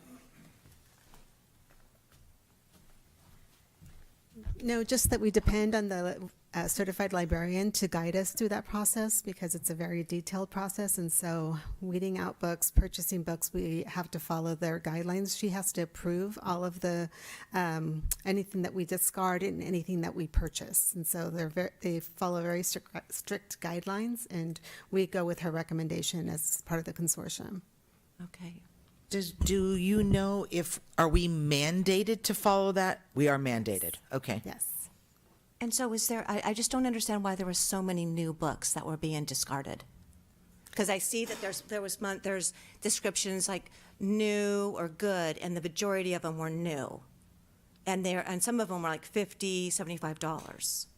Yeah. So, and I'll leave that up to you, but I would like to understand that part of it, and I don't need to know that tonight. Right. Yeah. We can maybe ask her to come and present because she would be able to speak more to that. Because it looks like it's Math 3 and AP Environmental That Science part- textbooks that are from 2018, 2019, and I think we still use them, but. One of the things that came up in conversations yesterday was the possibility of adding some fields on this surplus document that would indicate for the board, for example, if a book had been damaged, and maybe that was why it was being surplused, if a book was being replaced for whatever reason, or if a book was being surplus because it was out of date. So we'll be reaching out to her in the coming days to see if it's possible that we could add some type of description for you that would provide more information as to the why. Okay. And we can also go back and revisit what Dr. Vang shared with you in terms of the That would be full great. process. And if I you could appreciate share that. that again, we could Yeah. share that again, that would be We'll keep it handy. Yeah. And I'll just add one point. What Dr. McClay said is accurate, but as we've added dual enrollment classes at the high school as well, we are required to use their textbooks. So the textbooks that we might have adopted the year before are considered obsolete at that point, and some of those might be on that list as well because we're required to use the college text when we make those transitions. So some of those are on there, but a lot of it is due to damage where it makes the book unusable anymore. Okay. And I mean, I will be quite candid that I was pretty shocked to see the amount of To Kill a Mockingbird being considered obsolete or discarded. And I want to be aware of the why around that. Given bigger parameters in our country, I would just like to understand. So we'll revisit that document and hopefully it'll become clearer. Okay, I was the one that had some questions about 8F, approval of personal register. My specific question was about our new certificated consultant, the math specialist tutor at the RLS. And so I was hoping that Dr. McClay and Principal Ryan could help me understand more about Sure. this. First, if it's okay, I'll turn it over to Mr. Heller since it's on the personnel list, and he'll describe why it's on that list. And then we also have Principal Ryan here for more specific questions. Great, thank you. Yeah, Mr. Gilmore was employed on a 2 hours a week, one for prep and one for providing enrichment activities to 6th and 7th graders at RLS in mathematics as a way to respond to parent inquiries about enrichment opportunities. And he's performing these activities and lessons during access period. So since he's working with students, he's placed on the personnel register. So because he has to go through the requirements of fingerprinting and TB to be employed. Okay. And so his designation is as a tutor, math tutor. We did not have the capacity within our staff. Our math staff is all 100% 1.0 FTE. So that's why we sought somebody outside of the district to provide that. And it's very, very small, and it's a small window. It's like a Wednesday afternoon at 1:30 or 2, so it's a very difficult slot to fill. Okay, let's see. Yeah, I guess you helped answer my question about contract versus personnel. So this individual is contracted until when? He'll serve till the end of the year, end of the school year. Okay, to the end of the school year. And could I understand, so I understand access is about 52 minutes, 1 day a week, correct? I would defer to Okay, thank you. General Ryan for the exact time.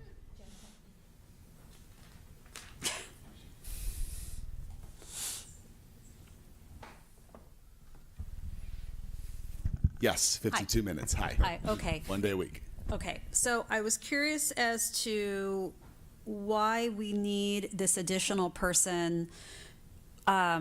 We have the 2 TOSAs, we have the 3 teachers. So if you could help me understand why we need a new employee to fulfill this role and a current employee cannot fulfill it.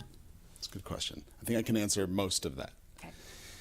And part of it will be covered in the presentation you're all waiting for with bated breath. But so our staff, our math staff at RLS consists of 3 teachers, 1 per grade level. So those teachers are all, as Mr. Heller said, full-time. So meaning they are with their grade level during access, providing, typically a math teacher more than likely is going to be providing intervention at that time, but not exclusively. They can provide extension. They still can, even with the math man on campus. But this was created out of, as Mr. Heller said, some interest from the community, as well as an interest in bringing in some extra support, much like we do for after-school tutoring. I mean, it's not entirely uncommon to bring in an extra person who has a particular specialty to give, in this case, exclusively math enrichment, which allows our students who are prepared and willing and interested some really great hands-on enrichment and extension in math, and it allows our our other math access classes to be even smaller groups. So we typically do 1 grade level per week. So I think we started with 7th grade, then we went to 6th grade, so it rotates each week with the math man. That's why our current RLS staff, of the folks that are there, that's why they're not able to provide that particular experience for the kids. Okay, so the Yeah. math man, he works, just to clarify, he'll work with 6th grade during access 1 week, then he'll work with 7th grade another week. So it will be specialized enrichment per grade each week. Yes. So then what's happening to this, like, let's say if 6th grade's with the math man, then 7th and 8th grade who would benefit from enrichment, where are they during that access time? So based on how those students performed on any formative assessment over the last 2 weeks, 2 to 3 weeks, or that week, they're going to be placed in a science intervention or a ELA extension or a math intervention. So it's just, and those would be by one of the 4 core academic teachers, and then we also have support staff there that's providing a focused study hall or an open study hall. So they're still able to access their own grade levels math teacher if that's what the PLT decides is best for them and that they need at that time. Does that answer your question? It does. Okay. Okay, thank you. No problem. And I think I'll just add that the math man, Mr. Gilmore, that is his slogan and name. He does, this is his thing. He does do this for Browns Valley K-8. He does this all the way out to I-80. This is what, he is a credentialed math teacher by the state of California, and this is, so I say that just to paint a picture that it's not entirely uncommon that schools will bring in somebody who has this really particular specialty and do that. So we were fortunate enough to do that for 2 hours a week. Okay. So, yeah. Okay, thank you. Before you go away, obviously we've noticed a big touch point here is math, especially at RLS, parents coming in, students. Are we thinking this will help kind of mitigate some of the concerns that my child isn't getting enough enrichment, there's not something for them? Is that what it's for, more to provide something more, or is this just kind of keeping people up at the level they should be, or is this above? Did that make sense? Was that making any sense? Yes. Yes, I do think that it can help answer that or be a solution to the problem that has been stated. And I think that maybe this is something that grows into an endeavor by RLS or a commitment by the district beyond this year. But right now it was an opportunity to kind of get something started. I think, I think there's maybe more to that story that maybe Dr. McClay can perhaps fill you in on or whatnot. But there are, as you know, there are conversations that are going on within the district about always evaluating our math pathways and our course offerings and trying to figure out what's best for the community that we serve. Right now, this was an opportunity that we knew, and I happen to know, and others knew, it occurs at other school sites. So why can't it occur here? So let's bring it in and see if this has been pretty cool, and it has been. The kids have reported having a nice time in there and being engaged in math, and a few parents have reported back saying, hey, this is really great. So it's kind of a fortunate position we're in St. Helena and RLS to be able to do it. Okay. What about the 8th graders? Just curious why they're not part of the rotation. They certainly can be. This is the 4th week we've had the math man, Nick, Mr. Gilmore. I don't know which one to call him, but the math man, Nick, Mr. Gilmore. This is the 4th week we've had him, and that can be something that's worked into the rotation. Just to pilot it and get it off the ground, it was used for 6th and 7th grade. Yeah. Okay, thank you. Good. Thank you. Good. And I had a quick question for Mr. Heller on this item, and then we'll move on. The price tag for this, where it's an hour and an hour prep at $250 once a week. It's approximately that with benefits and such. Case you're probably a better source for the exact numbers, but it's about, I would say roughly $250 a week. So if you extrapolate that out for the rest of the year at about 16 weeks, it's about $20,000. Mm-hmm. With benefits? How does that? No. Oh, I thought you said with benefits. I'm sorry, I misunderstood. Did I say with benefits? Maybe I did. Okay, yeah, this one is not with benefits. It's an hourly rate. And actually, I think. I meant statutory benefits, perhaps. There we go. Okay. That's And what I was thinking. Okay. It wouldn't be $20,000, correct? Because we're talking $250 a week times the 16 weeks. So we're talking between $4,000 and $5,000. Correct? Yes. Okay. I just wanted to clarify. Yeah. Just wanted to clarify. Okay. Words, math, everything's confusing me tonight. Perhaps Apologies. you need to go see the math man, Mr. Heller. Do I get 4 days off, I hope? Thank you. Set Good him night. up with the math man. Okay, and then 8G, we had some questions on that?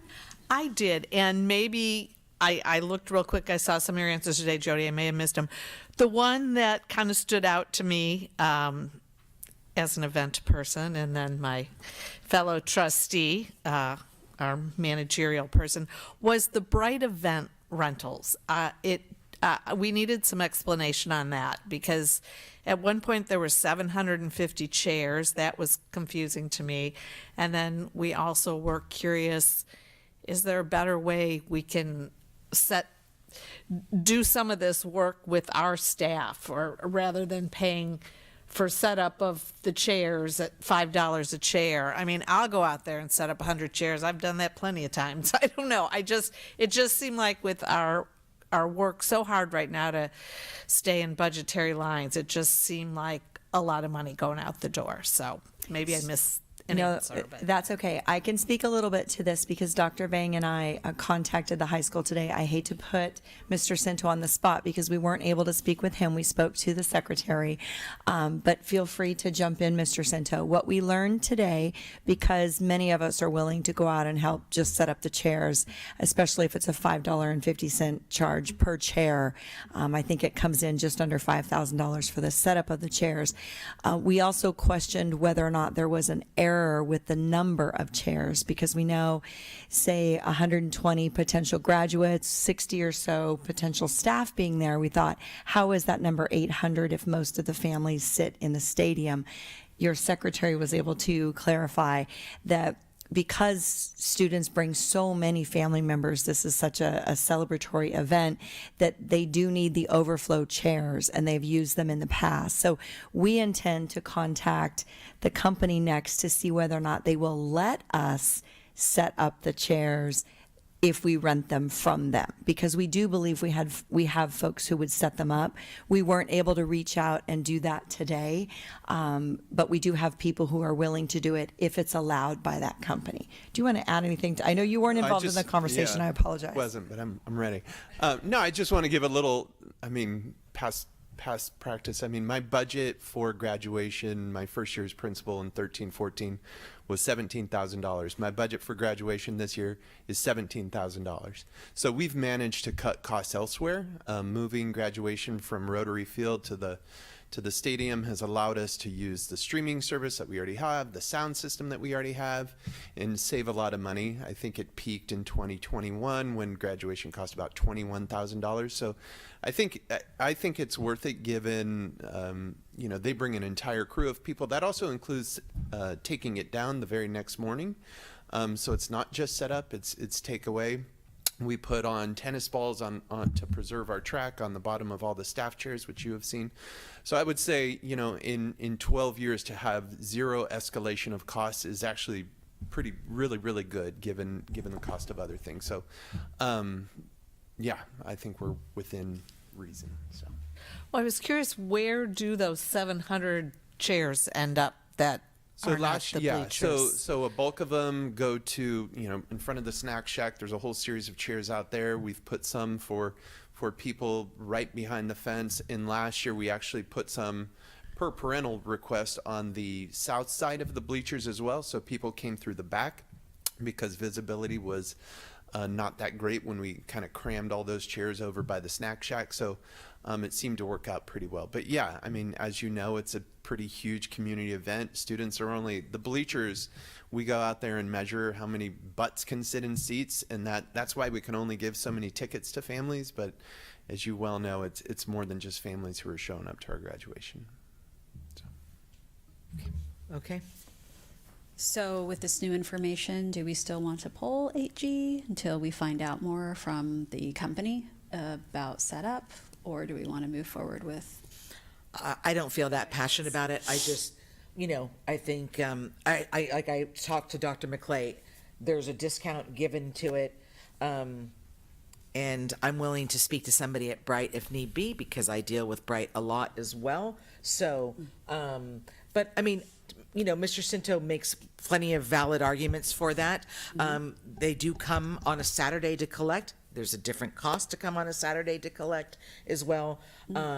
And while you might get people to help set up on a Friday, I'm not so sure how many people you're going to get on a Saturday morning to come and break down and pack them all up. So if it's in the budget, but believe me, I understand where you're coming from. Well, I had no idea that they set up 700 chairs. Yeah. That was like, where are these people coming from if people are in the bleachers? So Yeah. that was educational. Yeah. Okay. Alrighty. Okay, so we are going to, give me 1 second. We've done the 3 that we wanted to pull. Okay, so I'm going to make a motion to approve items 8E, F, and G. You want to get a motion for that, you mean? Yeah. Okay. So, so is there a motion to approve items 8E, F, and G as presented? I'll make that motion. Is there a second? I'll second. Okay. Ms. Madrigal will conduct a roll call vote. Trustee Wolf? Aye. Trustee Kerr?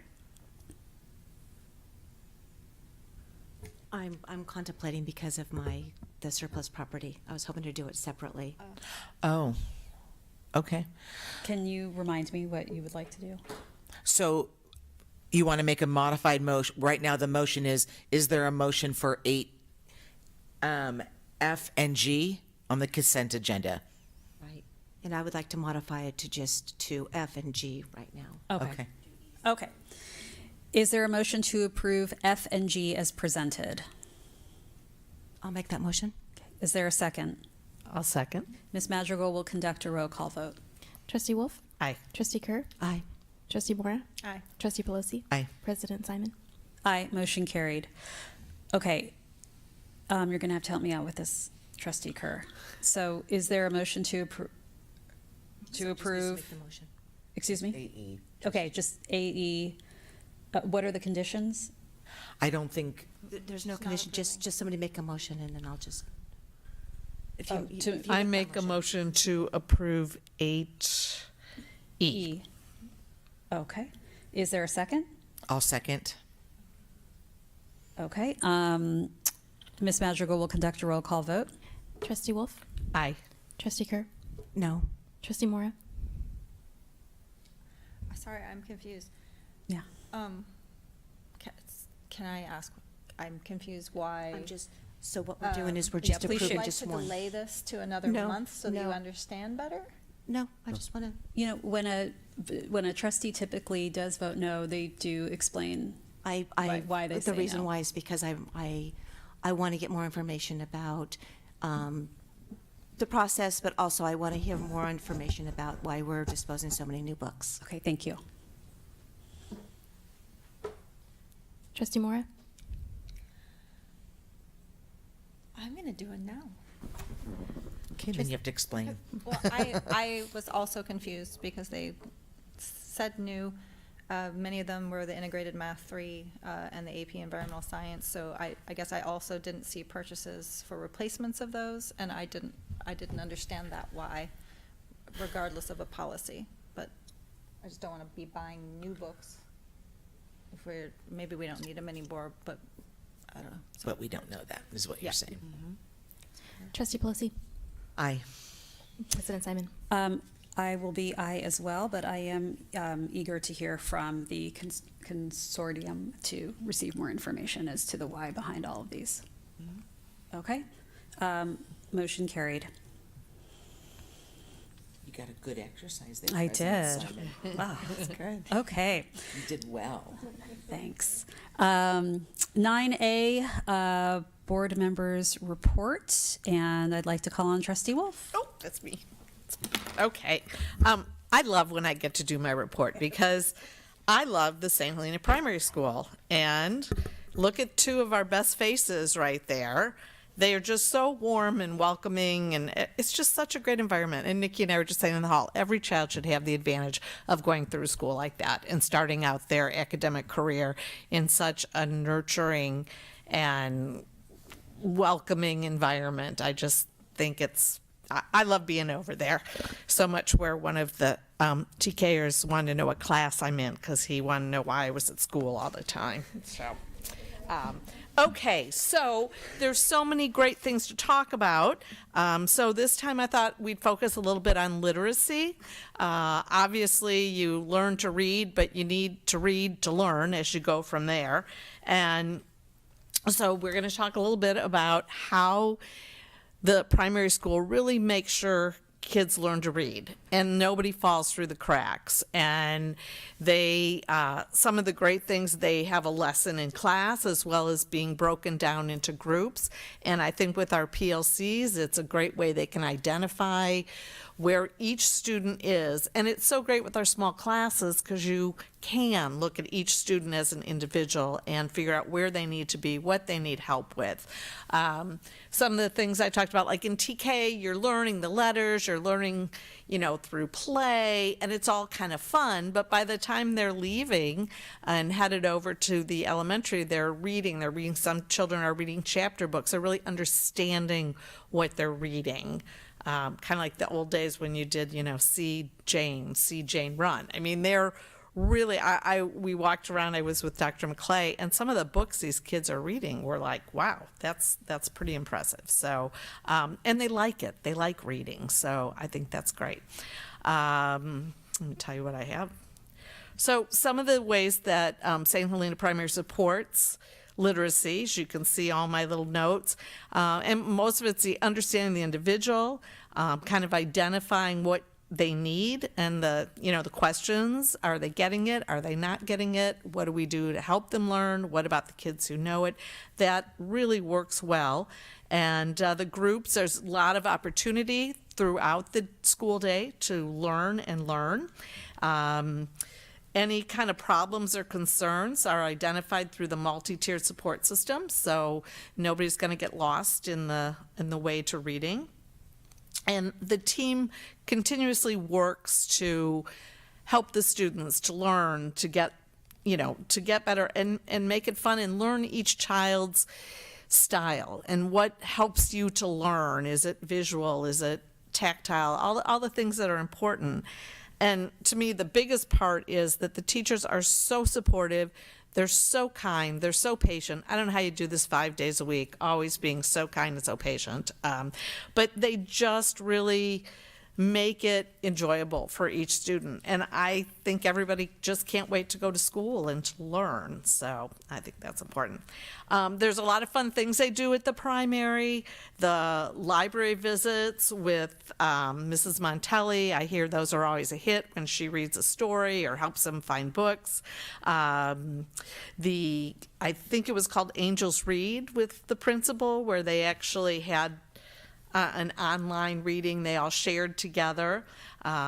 There's always individual books. They get free time, and as you can see in this picture, they're all kind of sorted out to interest and your level. So you're reading something comfortable, something you enjoy, and something that you can read. There's visits to the public library. There's so many fun activities and games. And right now, as Sunny tried to steal my show over here a little earlier, I was going to have to cut her off there. There's the big school-wide reading read-along book, and as you said, it's Zoe and Sassafras, Dragons and Marshmallows, and to make it even more special, a dragon showed up with marshmallows at the assembly. And it was pretty cool. The kids were all excited and screaming, and several of them told me, well, we know it was Mrs. Montelli.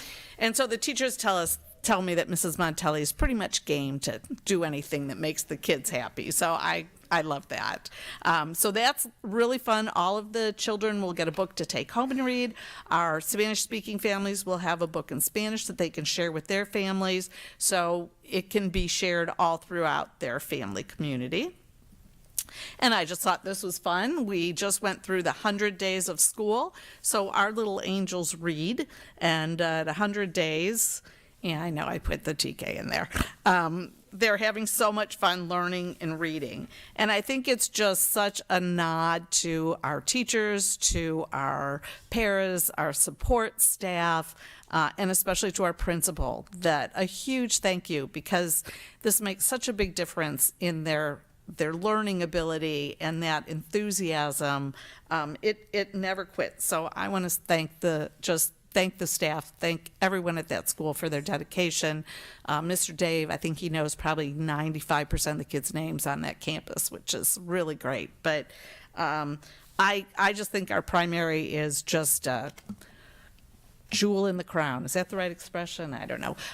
I just think it's a wonderful way to start out, and I'm just so proud of our school and our teachers and our staff, and I'm just excited to share that. So let's go, kids.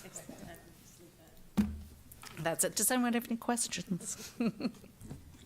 I didn't put a question thing because you don't get to have any. No, I'm just kidding. Okay. Thank you, Trustee Wolf. 9B, Superintendent's Report. Dr. McClay? Well, that was exciting. Thank you.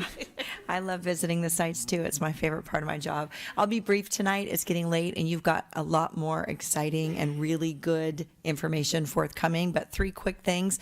First off, congratulations again to our Classified Employees of the Year. You really represent our amazing staff, and you go above and beyond every single day. So thank you for what you do.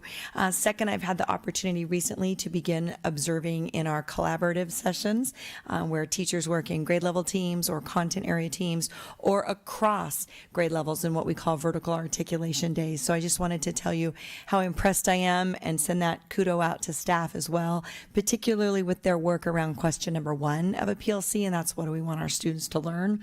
A lot of folks say to me, well, why do we need to spend so much time on question number 1? Don't we have the standards and the curriculum? Doesn't that tell us what we'll be teaching? But if you really look at the standards, there are more standards than there are days of the school year or weeks and hours to teach. Not to mention the fact that many of the standards require many, many hours or multiple weeks and sometimes even months for students to master. So I've been really impressed with the articulation across grade levels. Just last week we did a vertical articulation day where TK through grade 12 are in the same room for ELA and math, and they're looking for that through line of what essential standards have we identified at each grade level in order to make sure that our students are prepared to be successful in the next grade level. So the example I would give you would be if fifth grade chose essential standards that weren't necessarily important or critical precursors to what sixth grade had determined were their essential standards, we would have a problem. We would be misaligned. And so it really does require a lot of collaboration between and among our teachers.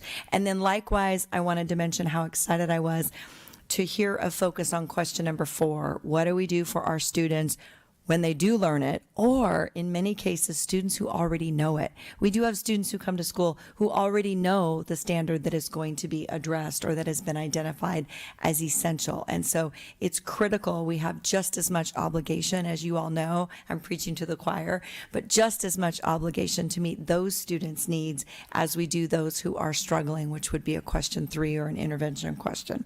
So I've been excited to start that process with the collaborative teams.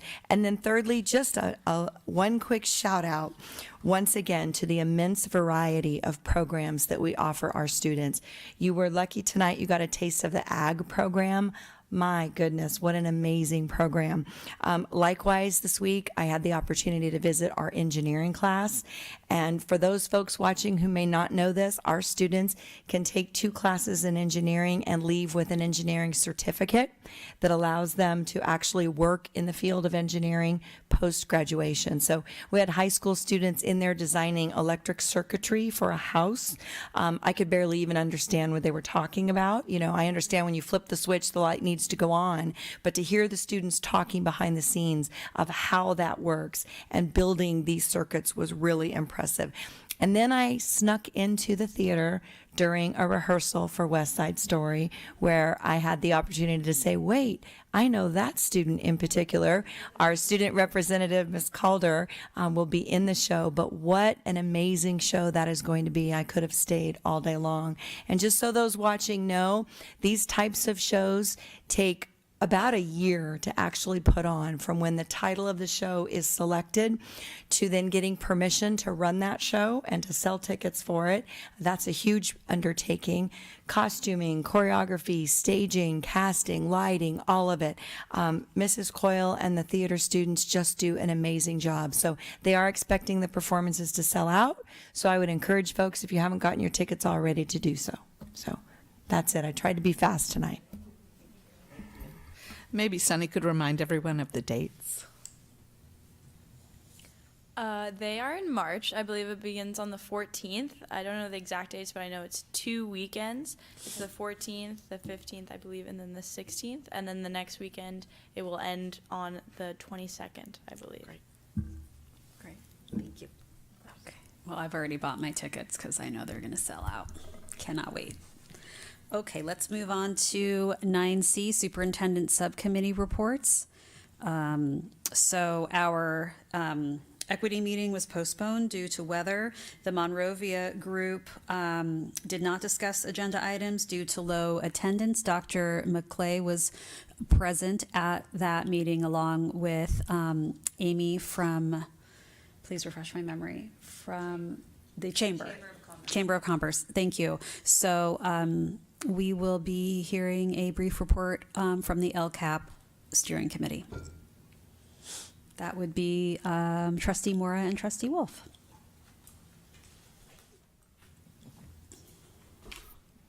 Gotta look through my notes. This was the January 16th meeting.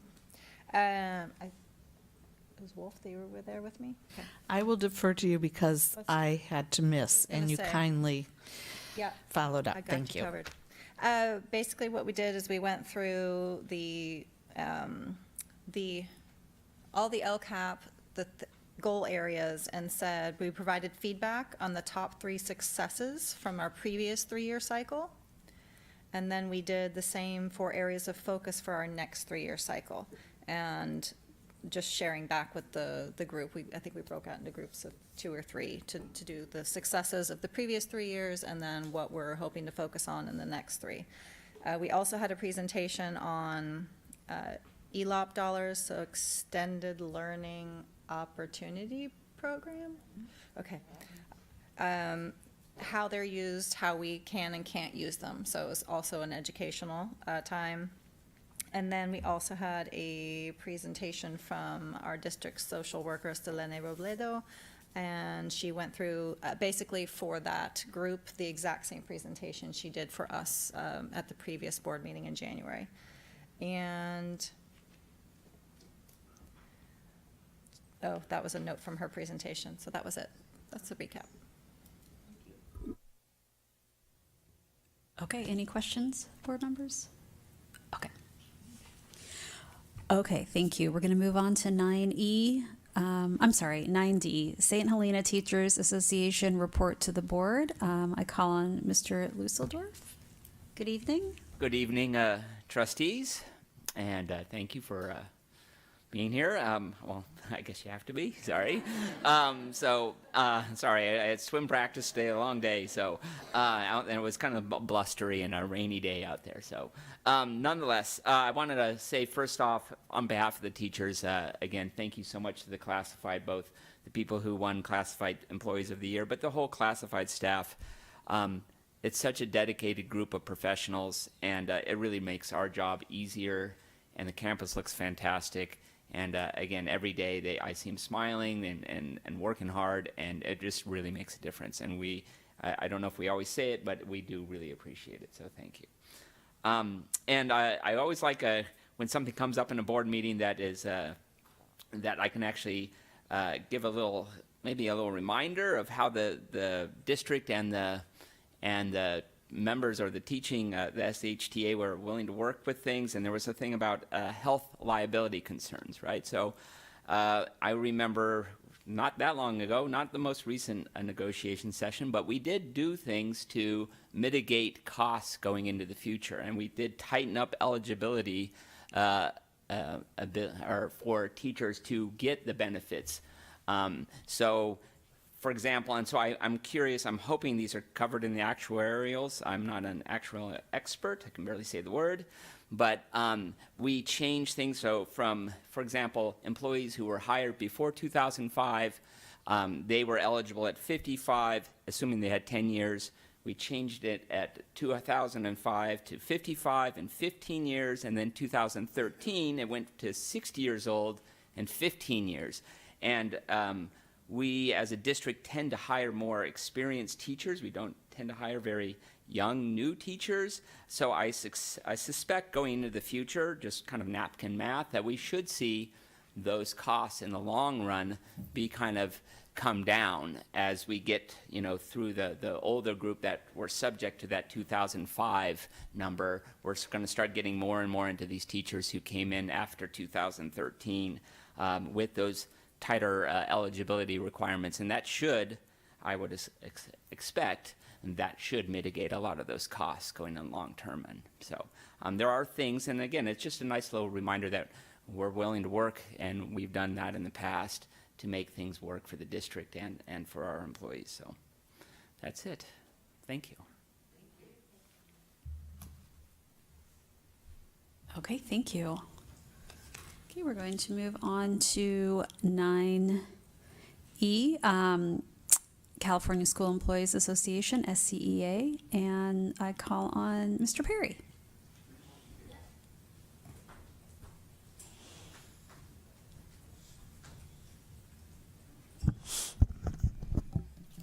Good evening. I'm going to start off with saying thank you for allowing us, David, to do this. So thank you. The 2024 CSA board would like to thank the board for your support over the past year. You have provided us a platform to highlight classified employees and many talent classified employees bring to St. Helena Unified School District. We'd also like to thank Chris for his encouragement to take part in the board meetings and his collaboration with us throughout the year of negotiation challenges. We felt respected and heard. Thank you. Now, with further ado, we welcome the 2025 CSEA board. So I will present the new board to you. Mr. Dave Perry, President. Thank you. Mrs. Cindy Terrell, Vice President. Mrs. Michelle Ortiz, secretary, and Mr. Fernando Galvan, treasurer. Thank you. Thank you, Rita. I appreciate Rita's service. Leadership is about setting an example. And if you're a good role model, it's easy to follow. I'm blessed to follow in the footsteps of some great leaders who have served as our classified presidents. And Rita's no exception to that rule. I'm very proud of the people I get to work with because they are leaders too. We did not get to introduce one of our board members because we have a communication director, Lisa Montelli. Would you please rise as our communication director this year? I know she doesn't like to take awards, but she should. We are blessed to work at one of the greatest places in the world. In fact, I would say Napa Valley, St. Helena is like the American Eden. There's no more beautiful place to come to, especially when you leave it for a while. As classified employees, our union strives this year to work on strength and harmony, because together we are much stronger. We strive to make sure that we support our students and our staff to the best of our ability. We're very appreciative for the chance to continue our education. Recently, our librarians all got to go to a conference, and I thank the board and the school for allowing that to do, because I'm sure they came back with some new ideals to give to our students. Because the first 8 years of your life, you learn to read, and the rest of your life, you read to learn. So I thank you for investing in that. I thank you for giving us VA days. Our last VA days, classified employees such as myself, grounds, maintenance, and cafeteria workers got to participate in becoming better communicators. And we learned that 80% of our language that people see is by our body and not by the words we speak. And so he taught us to make better emails and make better decisions. And for that, I thank you so much. I know we're in some trying times for budgets and deficits and shortage of students, but we thank you for the opportunity to serve, and we look forward to working with you. I would ask one of you, if you would mind, we have invited Mr. Heller to come to our March meeting because we wanted to make sure that our membership got to hear from administration, not just from the leadership of the union. I would love to have you as school board members attend and to be a part of a union meeting with an open discussion with us. Now, we did ask Mr. Heller we would give him questions in advance, and if you'd like questions in advance, we would do that as well for you, but we'd love to have you come. We'd love to have you come by and see what your classified employees do.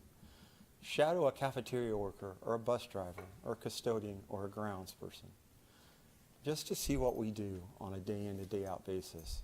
And I think you would be simply amazed. We are just the extension of the people that we work for. We thank you for the opportunity. We look forward to you being a part of our union, to share with us, to build us, to make us, each and every one, better. Are there any questions that you would like to address to the classified employees tonight? Any questions? Not at this time. No, thank you so much for your time. Okay. Thank you, Mr. Thank Perry. you for all Thank coming. you very Thank much. you. Okay, and items 9F, G, H, and I are all written reports from our lovely principals. Thank you always for the detailed reports from your school sites.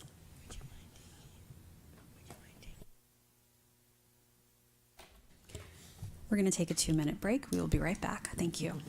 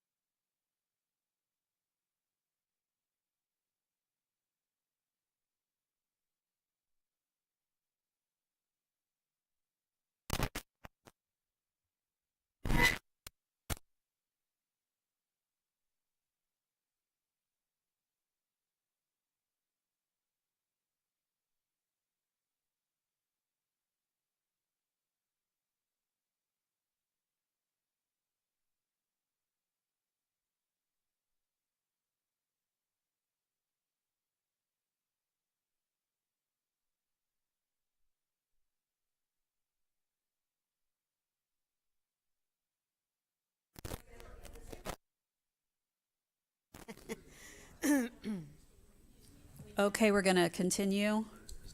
Great. Okay, Derek's set. Okay. We are going to move on to 10A, presentation of the 2024-25 Local Control Accountability Plan Mid-Year Review. Mr. Heller, please. That would be. I'm sorry. All right, let's start over again. Sorry. Mrs. Romo Flores, please. Thank you. Thank you. Good evening, President Simon and trustees. I'm going to be presenting the mid-year LCAP report, and this is a requirement that was established with SB 114 that requires every district to annually report to the board at a regular scheduled board meeting how we are progressing towards end-of-year LCAP goals. And so we must include these three components: the mid-year metrics, mid-year implementation of actions, and related expenditures update. And this information should always inform the revisions of the 2025-2026 LCAP, or the next year's LCAP.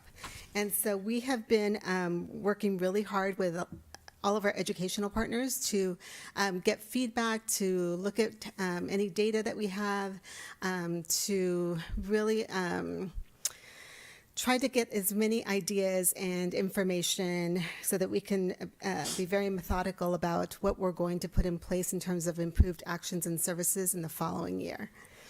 And so we've been meeting as an admin team, the LCAP steering committee, as you heard from Trustee Mora. We've been meeting as ELACs and DLACs to look at our data. We are meeting as school site councils, and in our committee meetings, we're talking about these components. And so the goal is to identify some actions and services that will fall into either the LCAP, or if it's not a district expenditure, it would go into the school's school plan for student achievement. So we're collecting all that data and working on gathering that. So for goal 1, increase academic growth for all students while addressing the achievement gap. These are some of the actions and services, not all of them, but these are some of the actions and services that we put into place and some of our data points.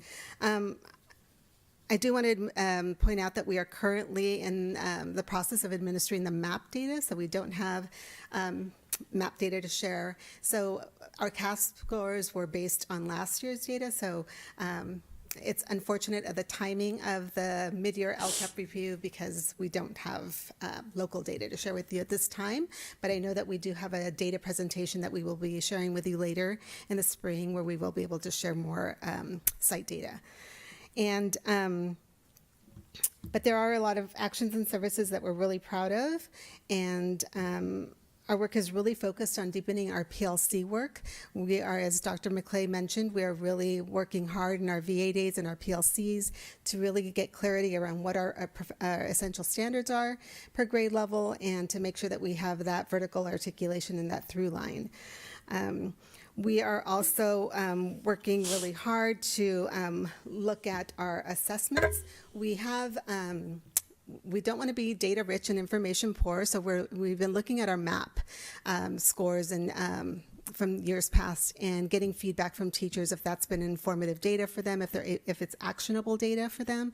And so there's been some concern about that data because, first of all, it takes so long to get it. The students are tested for a long period of time to get the data that we're getting, and it hasn't been as informative and useful as teachers would like. So we are investigating other assessment platforms to see if we like that better. And so we've been doing that. We've been looking to look for screeners. For example, our TK2 team has been working with me and Dr. Rocha, Principal Rocha, to identify a screener. We are required, you're going to be hearing later on in this in the spring, that we're going to be bringing to you a screener to adopt because it's going to be a requirement for next year for K2. And so we're looking at what screeners we can use to make better decisions about intervening for students earlier. And so we're really trying to make sure that we are building an effective response to intervention pyramid. So we're looking at our tier 1 instruction. We're looking at what we can do to support students that are not making the gains that we expect. We are wanting to make our RTI system very coherent. And so we are working at the elementary and the primary school will be working as an MTSS group, and we hope that the middle school and high school will follow suit. And so we're just putting a lot of things into place right now. We're really looking for to improve all of our systems in our PLC. What do we want students to learn? Having that clarity. Brene Brown says that clear is kind, and so we're really trying to get that clarity for students and teachers about what we want students to learn. We want to have a systematic assessment process so that we can catch students, intervene early, and then make sure that we are catching those students, providing some systematic interventions. So we're going to be looking at the RTI model and what we can do for specific areas of need. And also, as you heard, we are really wanting to make sure that we are enriching or providing additional learning opportunities for those students that already know the material or have learned what we've taught. And so we've been working with our math coaches. They've been working with all of our teachers to support more robust math instruction, focusing on the math framework. So for goal 1, this is just an example of our VA day. This is, we've had a few now, and this is our vertical articulation that we had at the elementary school. And yeah, really rich learning, really rich discussions, and so we're really proud of this work. Areas to address. So we are required to make sure that our revised LCAP is addressing the areas in red, and for the subgroups that are in red. And so these are the areas that that we need to make sure that we are creating some actions, improved actions and services to meet. We also are looking at the orange areas because we believe that we have the bandwidth to have everybody doing well in all of these areas. And so we are brainstorming, collecting ideas about what we can put in place for next year in our LCAP to meet these needs. For goal 2, maintain a welcoming and nurturing district environment. You've heard that we are very nurturing and welcoming, as Trustee Wolf mentioned. I think this is an area that we should be very proud of. We have a lot of things in place that make us very special. Goal 2 is really a testament to St. Helena Unified School District's desire to provide a holistic approach to education. We are working towards a balance of academic rigor with emotional support to create a culture of care and mutual respect in the district. We celebrate diversity. We have various events that are very inclusive, such as Fiesta de Octubre, Día del Niño. We organize events and celebrations that honor cultures. And we encourage student voice through student councils and leadership. And schools have fostered social and emotional learning through self-awareness using class meetings, restorative circles, which develops empathy and positive relationships. We also have lots of partnerships with community. We have Up Valley provides a large band of support for our district. We have other partnerships with Aldea, for example, so there was a lot of community partnerships that really support this school as well. And so we value those relationships. These are just some pictures from the Latino Family Literacy Night that happened at RLS this year and the Fiesta de Octubre. So areas to address in Goal 2, chronic absenteeism and suspensions. We are in the red for the homeless students, and so we are looking at how we can improve chronic absenteeism across the board, because that is an area district-wide, and also looking at our suspensions. So we are, again, gathering information, trying to brainstorm some ideas of what we can put in place in the future to support these areas. For goal 3, increase educational partner engagement. This is another area that that we should be really proud of. When I looked at the LCAP initially, there was very little parent participation. In fact, in many areas it said establish baseline because there was really no baseline. There was like 2 or 3 parents at some of our meetings, and you can see that that has grown exponentially. And I want to thank Selene Robledo, our community liaison and community engagement director. She's done a fabulous job of doing outreach and getting parents to come to these events and informing them of these events. Parent Square has also been really impactful in getting the word out to our community about all of these events that are happening. And so these are just some pictures. This is our DLAC meeting, our last DLAC. I want to thank Trustee Kerr for joining us at that last DLAC meeting. And this is Java with Jody. A couple of pictures there. And these are areas to address. We want to continue to increase our educational partner engagement. We want to have a better understanding of resources available to students and families because, like I said, we have a lot of partnerships, and it's not always clear about what those partnerships provide to all of our students and families. And so we're really trying to understand them better ourselves just because there is a lot, and also to then communicate that to our families and make sure that they're accessing those resources. Also, I'm working with Jenny O'Cone. We actually are working on a report together where we're trying to do a better job of data collection to see which students are accessing the resources that we provide, and the ones that are not being accessed to see why they're not. Is it no longer a need? Is it just because parents or families are not informed? So we're just doing a little bit of a deeper dive in those, about those resources available to the community and students. So we've been working really hard. This is, I think you've seen this picture before, but this is evidence of some of the work that we've done as the principals. We've been really looking at all of our actions and services and determining if we're getting the bang for our buck with all of these, and what we want to keep, what we want to adjust, what we want to adopt. And so we've been really spending a lot of time on this. We thought we were going to have 2 meetings, and I think we're on meeting 4. So we're spending a lot of time really diving into each of these areas and being very methodical about what we want to continue and what we want to add and adjust. And so what's next? Well, we're going to continue to support students academically, of course, support students' social emotional learning. We're going to review and act on our academic progress, the check survey results, and we are going to be administering that again soon. Actually, the window is February 24th to March 7th for our next administration, and looking at our LCAP feedback. And that is so that we can complete the annual LCAP review for 24-25, create a draft to bring to you with some of the revisions in May, and hopefully have you approve it in June. Thank you. Is there anyone participating who wishes to publicly comment on this agenda item? Okay. Do the trustees have any questions about this agenda item? I guess just to share, I guess what I find frustrating, this is apparently, I've learned, it's just the state.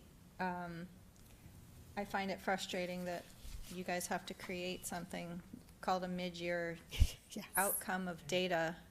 And I was like, whoa, wait, we have new data, but it's the same data that we just got from last year. And it was just really frustrating. It's like, why? Yeah.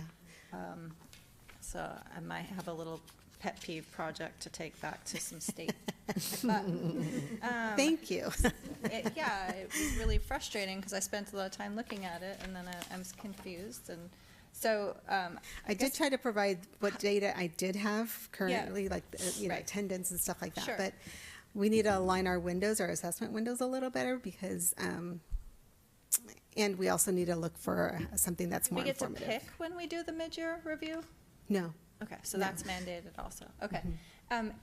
If we could have this PowerPoint uploaded also, that would be. I don't think it was there. Yeah, it's not okay. on a different one. Because that was new. And then, thank you for putting that together. I thought I had one other thing on the LCAP review. So, we're going to have May, so March, April, May, edits for the next year, how we would change it. So at that point, do you feel we're going to have data that's going to help us know if we should even have any changes to propose? Yes, so you'll be getting a data presentation later in the spring, so that data should inform next steps for us as well. Okay. And so, yes, absolutely. As we get data, I mean, we're constantly looking at our suspension data, our chronic absenteeism, those things, but in terms of the academic piece, as we get that information from our staff and our school sites, yes, it should absolutely guide our next steps. Because most of the content on there is very familiar, right? So it's like, okay, we just saw it. So Yes. I just wasn't sure if you're going to learn anything new to help us. So it'll be map data for now, and then other Perhaps tech not. survey, It'll other be what the things. sites share. Yeah, so any data that they collect that they're going to be bringing forward to you, we'll definitely be looking at that. Okay, thank you. Data should always guide our instruction, otherwise it's just, meaningless time. Thank you. Oh, you do have a question? I do. I had two Okay. quick questions. Sorry. In the first slide, I think, didn't we talk about attendance rate? Or am I making this up? Was that in the first slide about our attendance rate, or where did I? Second. Under goal 1, it was like average attendance. Yeah. There's a second. Wasn't it pretty high? Somewhere I saw their current attendance average was like 95, but then later we're under chronic absenteeism, and I'm just RLS was the absenteeism. That's overall. Okay. And then another thing, and I wasn't following very well. You were talking about, was it a screener that we're going to have? I didn't know what that was referring to. Yeah, so the state of California is requiring all districts to adopt a screener for kindergarten, first, and second grades because they want to identify reading difficulties early. And so it's being mandated that all districts must adopt one before June of this year because it needs to be implemented in the fall of next year. So it's a new requirement. Do you mean a screener as in a person? Or so it's a tool that we would be using to see if students have what their phonemic awareness is like, what their phonics recognition is like, if they have fluency. So it's going to be what their language abilities are. Oh, okay. And so it's a robust screener. There's only 4 that were state approved, and so our team has been looking at those 4. We met with the representatives. We've been watching the training videos, and we're going to be piloting one of them, and we're going to be coming to you with a recommendation. Okay, thank you. I was thinking in my brain like a body, a physical person. We had to have a screener, so thank you. Yeah, the teachers will be screening with a screening tool. And then I guess a follow on to that is it's a net new program. We already have tools that we use for assessments. Does that mean we're going to be retiring things because we're purchasing something new? Potentially. So we're looking to see, that was what we discussed as a team. We're required to use this screener. And so if it's meeting the needs of something that we're currently using, then we would, of course, replace it. Yes, with the adopted screener. But we do have to use the adopted screener. It's a requirement. Don't you have to do duplicate work if you already have one? So yeah, exactly. That was discussed as well. Okay, that's great. Thank you. Thank you so much. Thank you so much. Okay, 10B, presentation of the 2024-25 RLS School Site Strategic Plan. Principal Ryan, please. Should just be about 30, 45 minutes, folks. Don't worry about it. All right. Happy Valentine's Day, everybody. Early. Thank you for having me here tonight. As you know, it's exciting to be able to speak to you about RLS and share some good stuff going on. Promise to make the most of this time. So the title of this presentation is a SIPSA plan review. And while we will discuss the single plan for student achievement and goals and some data, I'm really going to take this opportunity to spend some time showing you what the work looks like at RLS and what is done with that data and the formative data. So we're going to do a deep dive on some parts of it and then a little bit more shallow dive on some of the other parts, and I'm happy to answer questions at the end. So tonight's agenda is, as I mentioned, a macro-micro SIPSA process for our school, a little look at who is RLS, who are the students that we're serving, and like I said at the very bottom there in bold, what does the work look like at RLS? So as with any new professional learning community, one of the first things you do in the CAPS network is develop a mission, followed by visions, values, and some goals. So tonight I just want to share with you that our mission, and it is lofty, it's intended to be lofty, it's intended to be your North Star that you're always working towards. So the answer to the question of why do we exist, our mission is to ensure that all students learn at grade level or higher. We're going to move past some of the other items, but happy to come back. So as just shared by Araceli, the macro process for a SIPSA, you typically have one per year, and as we've already discussed, the data comes late, so you got the cart before the horse a little bit. So this year, thank you, that we will be setting the record straight. You will be seeing another SIPSA later, which will reflect our actions that we're going to take for next year based on data collected this year. So right now, we're kind of stuck between two SIPSAs. So that's what that, I just wanted to define what that meant.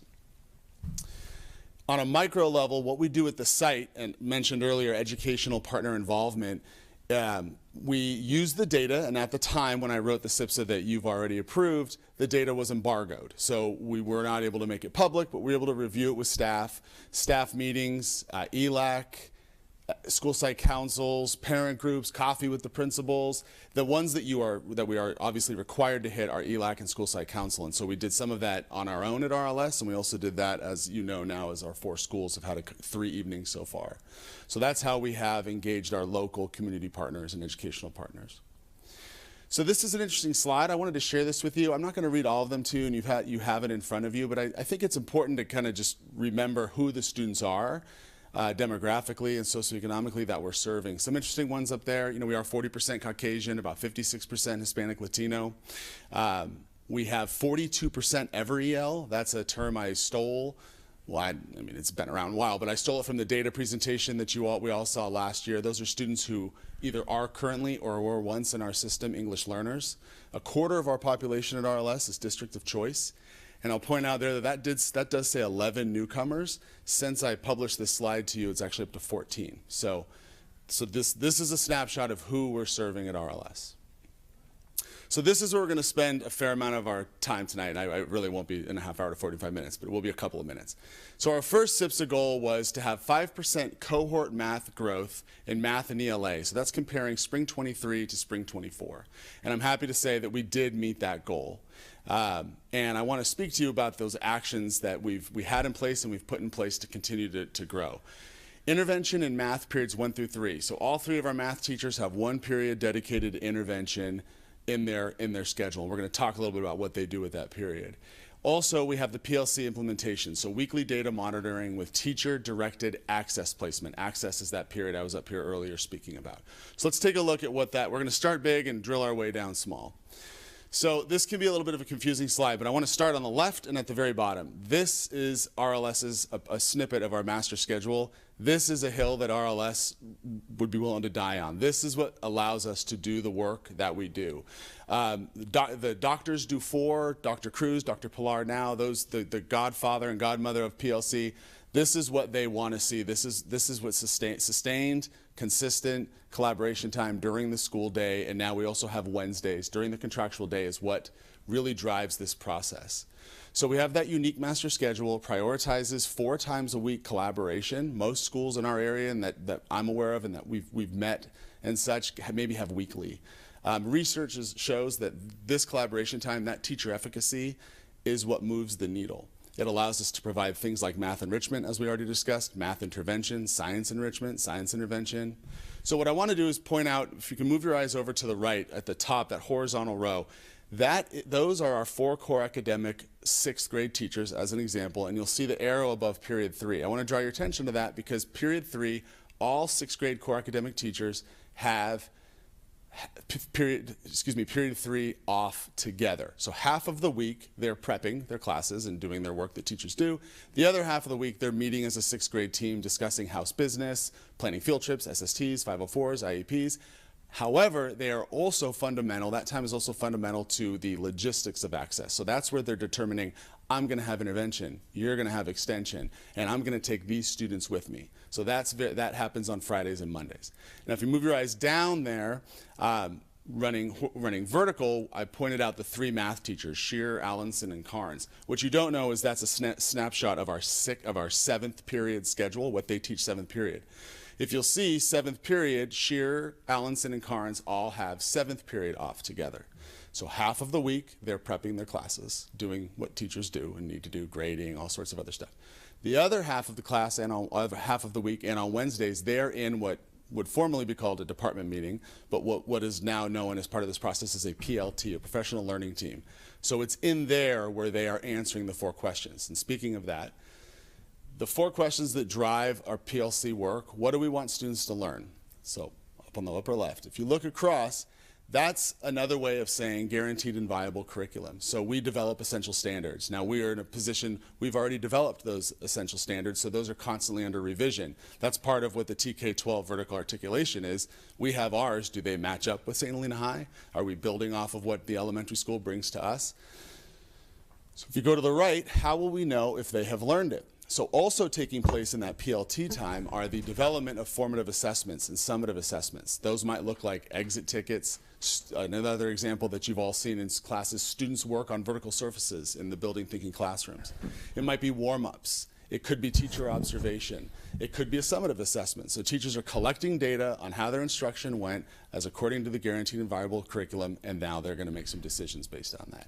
So now if you look down, what will we do if they don't learn it, and what will we do if they already know it or learn it along the way? So that's where we get to the nitty-gritty of access. So let's kind of take a look at that, make sure I didn't. So, excuse me. So in that time, that's where they're planning their intervention, they're planning their extension, they're planning their targeted study halls.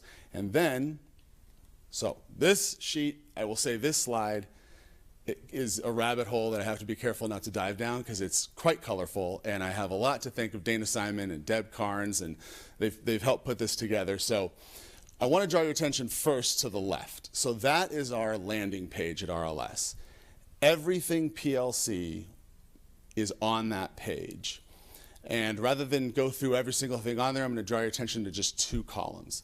The first is the big arrow that says Essential Standards. Linked there are all of our departments' essential standards, the guaranteed and viable curriculum. Now they teach everything, but the reason we call them essential or guaranteed and viable curriculum, that is what we guarantee to our students that they will be exposed to and learn by the end of the year. Of course, there are other standards that they're teaching and that the curriculum covers. So how do we assess those? If you move all the way over to the right, on that first sheet, you'll see all those links are each teacher's data spreadsheet. So we have an agreed upon approach. There's some variance between people and departments, but essentially we have an agreed upon approach to how data is entered once you've collected it through those means that I mentioned on the previous slide. So now if you follow over to an even more colorful sheet, what that is a sample spreadsheet. That happens to be an 8th grade math data spreadsheet. You see there that this happened to assess 8EE5. You have various elements of that essential standard across the top. And so what teachers will do is go through there, they give an assessment, they enter, what's not there obviously are student names. And so they enter, yes, they met standard, they were close, or no. And what's nice about this data spreadsheet is that as Ms. Carnes in this example enters yes, it automatically turns green and it automatically adjusts all the percentages above it and all the colored boxes. So it makes it very easy to look at the data, make decisions, and take action. It's all those cells are pre-formatted. Just for the record, I could never do that on my own, so shout to Ms. Carnes there. So from there, let's take a look at a couple of examples. So this is it now, we've moved to 6th grade math. So Ms. Shearer received her 6th grade students. She did some digging and did some data work and found that 60% of our 6th graders came to us from all the various places they come to us from below standard. So that meant 40% were at standard or above, okay? So she makes her data spreadsheet. Again, the gray area is where the students' names would be. And just to point out a couple of other things on there, you have what level they were on the CASP, in this case, spring of 24 as 5th graders. If they're in EL and what level, or if they're reclassified, do they have an IEP? So it's like a teacher's desktop Aries, basically. So she goes in and she enters all the students' names. She enters how did they do on that essential standard 6EE7. So she's identified about 16 students there that did not meet standard on 6EE7. So what's she going to do with that? Ms. Shearer now has two options. She's going to use her first period intervention class and probably pull a small group on a block day and try to reteach that skill and then reassess. And she also has access classes on Wednesday where she might pull a small group as well. And there's some begging and bartering because all teachers might want the same 6 students or something. So we have a process of elimination for that. So she'll pull this, reteach, and reassess and adjust the grade accordingly. I will touch on that in that PLT. There also, the meat of that conversation is, hey, I got this result. How did you get your result? Here's how I taught it. What do you suggest? So that's the teacher efficacy component where they're helping move the needle and move their own practices forward. Okay, so that is a snapshot of what the PLC process looks like from from assessment and identification all the way through what these teachers do with this data. I'm speaking very quickly, but I'm moving about halfway through now. All right, so now we're going to move into goal 2. This was about suspension rate to lower our percentage to that of the California state average or below. Now, we didn't meet that, but it's a little deceiving because keep in mind, we're talking about 249 students compared to about 6 million. So while we are not on par with the state average, we have no more red on our dashboard for suspensions. Our EL and white subgroups are in green, our Hispanic is in yellow, and what that really boils down to is less students were suspended, meaning less students missed instruction and missed time, and less students have suspension on their record moving up to the St. Helena High. Some actions that I wanted to share with you. We do use restorative practices. I happen to be trained when I came here. Ms. Hernandez, Mr. Samuels are also trained. These are the 5 questions that you ask in a restorative conference. On the left, you have an example of the responsibility-centered discipline that RLS uses. That's considered a give 'em 5 conversation. Those 5 elements on the hand are what a teacher would engage within a student to build and foster a relationship before and attempt to leverage that relationship before removing them from class and sending them to the office. And I mentioned a few other action steps up there as well. Goal 3, by the summer of 2024, we had a goal for long-term English learners to gain at least 1 level on the LPAC to increase by 5%. Now I'm excited. Of course we'd be excited. We met that goal. We actually grew about 15%. 41% of our students moved up 1 level. Now keep in mind, this isn't really the kind of goal that, and I would work very closely with Araceli on this, but it's probably not the kind of goal where we'd say, all right, we got 15, let's get 18. Because once you reclassify those students and they move up, is what we know sometimes with long-term English learners is as they move through the system, we often identify other learning challenges that are going on that keep them from, that might be hindering the student's ability to reclassify. But nevertheless, this is worth celebrating, and it's a testament to the hard work that goes on there. So a few of those items I want to point out to you are AVID instructional strategy school-wide. 100% of the certificated staff has been AVID trained. The Latino Family Literacy Project mentioned earlier, we graduated about 14 families, and that's parent and child attending these literacy classes and learning about the college application process. And after-school tutoring, we have about 30% of RLS students signed up attending after-school tutoring. And we have our designated ELD instruction by Dr. Moreno up there, who also then supports all teachers with integrated along with Dana Simon. You have some pictures of our Latino Family Literacy Night, the graduation, and the invitation.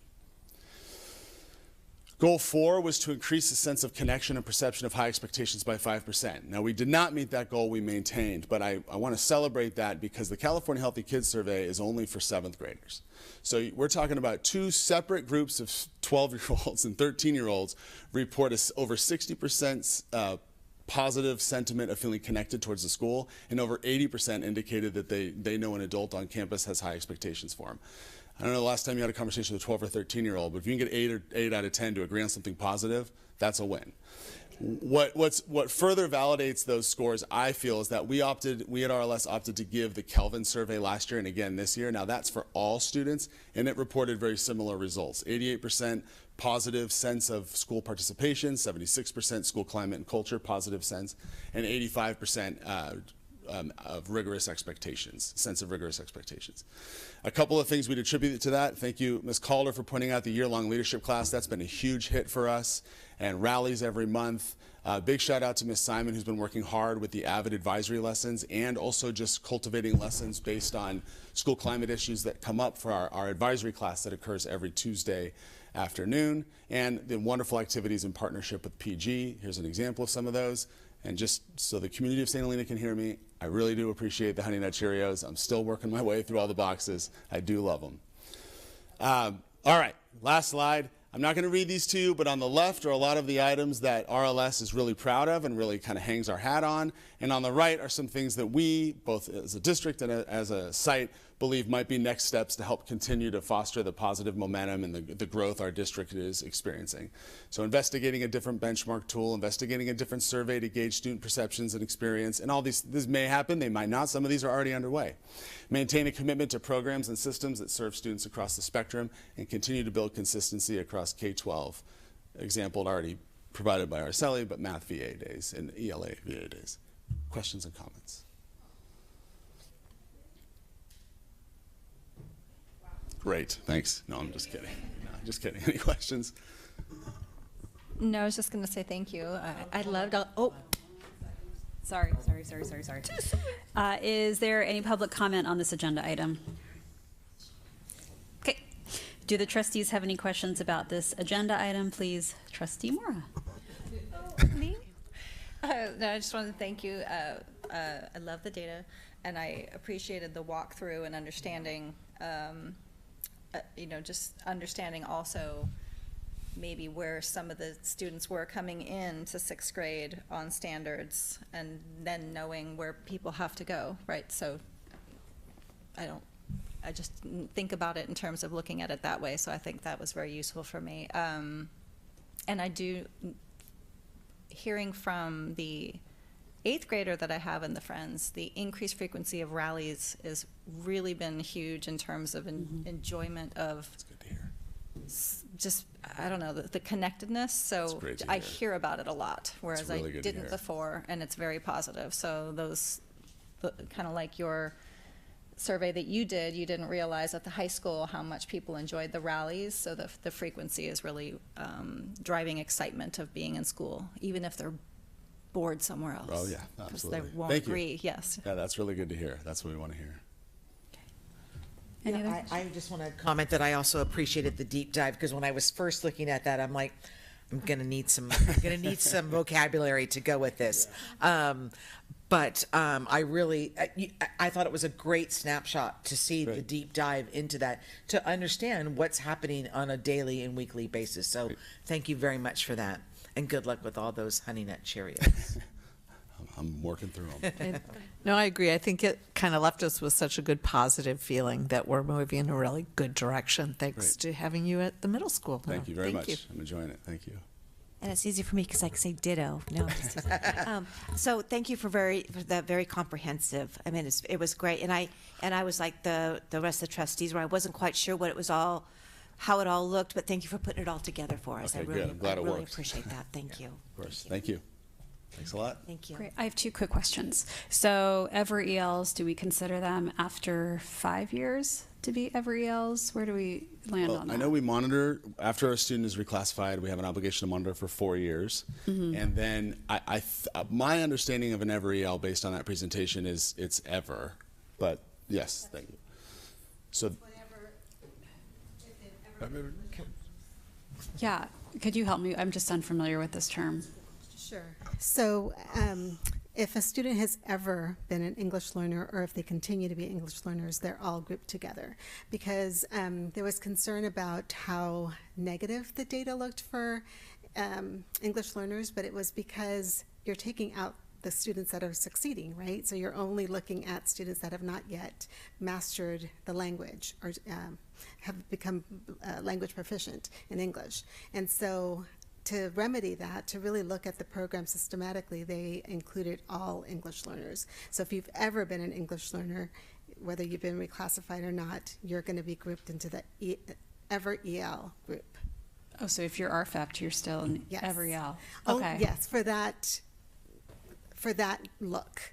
to look Okay. at data more comprehensively. Okay, got it. That makes sense. Because otherwise, you're just looking at students that are still learning and still, they just got here, or they need, they are level 2 or level 3. They haven't reclassified yet. You're only looking at students that you're taking out the students that are successful. So it always looks negative when it's not negative. It's learning another language is asset based, right? They're becoming bilingual, and so that was the term that the state came up with, is every ELs. Okay. Thank you. And then I had one quick question for you. So half of the week is devoted to prep, the other half is devoted to your PLTs. So what happens then on a Wednesday afternoon after school, since it's a Sure. early release day? I'm sure it's different at each level. For us, our teams get together, our PLTs get together on site, or unless it's a VA day, we've been getting together either K-12 or with the high school. Occasionally on our own, but our school, our team. So typically Thursdays are when, I'm thinking of ELA. So ELA would get together on Wednesday, and what was that? What was that? So on Thursdays they get together, and that's when they do their data dive. So on Wednesdays, they are doing any number of those things. So they're sharing their practice. What did I do, and how did it go? They're creating an assessment. They might be discussing some essential standard that they're struggling with, or it's not to say that 100% of the time they only answer those 4 questions, but the majority of that time that is what they're doing. So on Wednesday after school, ELA gets together in Miss Kurtz's room, math is together in Miss Shearer's room, so they're there and they're doing some component of the PLC process. Typically Thursday during their PLT time is when they're looking at, is their data day. That's when they're doing their data. Okay. Yeah. Okay, thank you. Yeah, of Appreciate course. it. All right, thank you so much. Thank you so much. Okay, we're going to move on to 10C, approval of the SHUSD reclassification process and criteria. I call on Mrs. Romo Flores. Hello again. Yes, so I'm bringing you a modified or revised reclassification criteria for a few reasons. The first one is that for students who are dually identified, or meaning that they are English learners and have a learning disability, in the past, districts could reclassify students through the IEP process. So the IEP team could say, well, they're not passing the reading portion because they have a learning disability, they have dyslexia, so they're never going to pass this. So this is data that I think it's not a language issue, it's their disability. So they'd bring their own data and make the argument to reclassify a student through the IEP process. And so because it was kind of wishy-washy, there was some LEAs that had very defined guidelines, other LEAs that were just kind of bringing whatever data present without any formal agreements. The state has changed that requirement. They are obligating all districts to now only use the LPAC level 4 to reclassify students. So if students do not score, whether they have a disability or not, if they do not pass the LPAC with an overall LPAC score of 4, they cannot be considered for reclassification. So that's new. They also added new criteria. So if students are have a moderate to severe disability and qualify for taking an alternate LPAC assessment, then there's criteria that the state says students must pass with an overall LPAC 3 on the alternate LPAC assessment. So it's very defined. So the only way that you can reclassify students that are dually identified is if they score an overall LPAC 4, if they're taking the regular LPAC assessment, or if they score an overall LPAC 3 on the alternate LPAC assessment. So that's the first filter of criteria that they have to meet. And so because that's new, we have to bring that to the board. There's also a recommendation from the state to use what's called the observation protocol for teachers of English learners. And so it's basically to meet the teacher evaluation piece. In the past, teachers would use grades, for example, and sometimes grades are based on homework completion, or sometimes, behaviors get in the way of grading. And so because it was kind of subjective, the state is asking us to use what's called the Observation Protocol for Teachers of English Learners, the OPTEL, which is really looking at language, because they want the reclassification to be based on language acquisition and not other factors. And so that's why the LPAC is the only thing that they're looking at, alternate LPAC. The Observation Protocol is what they're highly recommended. It's not mandatory, but they're highly recommending it. And our English Language Learner Task Force really liked the form. They feel it's more indicative of students' language abilities. And so that's why we proposed that we include that in our criteria. Also, for basic skills relative to English proficient students, the performance must be comparable to performance levels of non-ELs. So we changed our criteria a little bit. We're using the guidelines that were recommended to districts to use based on the median or the average CASP scores for EO students. They don't want the reclassification criteria to be more rigorous or stringent than what our English dominant students are performing at. Does that make sense? So they want it to be comparable. So same thing with our dually identified students. Our English learners have to be comparable to non-ELs with the same disability. So the performance has to kind of be similar to them in order to reclassify them. So so that's why we brought forward some revised reclassification criteria that accommodates all of these recommendations from the state and the requirement from the state.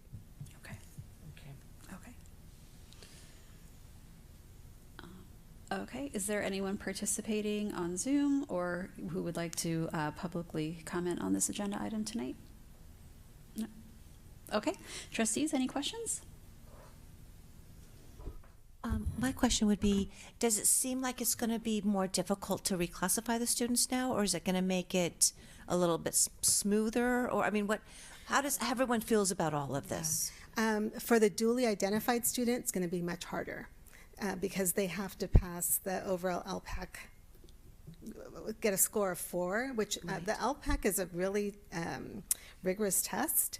So I would say we would have some English-only students that probably wouldn't pass the LPAC with an overall LPAC score of 4. So it is very demanding. It's very similar to the CASP and some of the questions that are asked of our students. And so we're really concerned about that for students that have learning disabilities. But I've spent some time with our EL task force and also our special ed task force, and really looked at how can we support students. So if they're not meeting that criteria, what can we do to provide accommodations that are allowable to support students? So we were looking at some of the accommodations that are allowable and embedded that perhaps they're not using. So we were teaching the teachers how to use those embedded accommodations and those tools that students can use in tests, so that they have access to all of those and experience with them before they actually take the test. And there's also ways to get some domain exceptions for those students that are taking that are dually identified. So the state does allow you to do domain exceptions. So you can remove one subcategory from a domain, but only one. So you have the expressive language and then the receptive language, and you can exempt students from one in each category if they have a disability that you can justify warrants that. But it still gives you a composite score of an overall score, and so they still have to have a 4. Yeah, having teachers trained on those embedded modifications and accommodations is really important. So that's great that training's going on. Yes, we want to make sure that they're well equipped and that the teachers know how to use these, because it's all computer based and they are a little challenging to access, and so we wanted to make sure that they had some training videos to really Is it similar to the CASP modifications? Some of them are aligned to the CASP as well. Okay. Yes. Okay. Okay. All right. Any other questions? I just had a question. So if it's going to be, you anticipate it's harder to pass, we should expect to be seeing a lower reclassification rate. Harder and to- potentially more,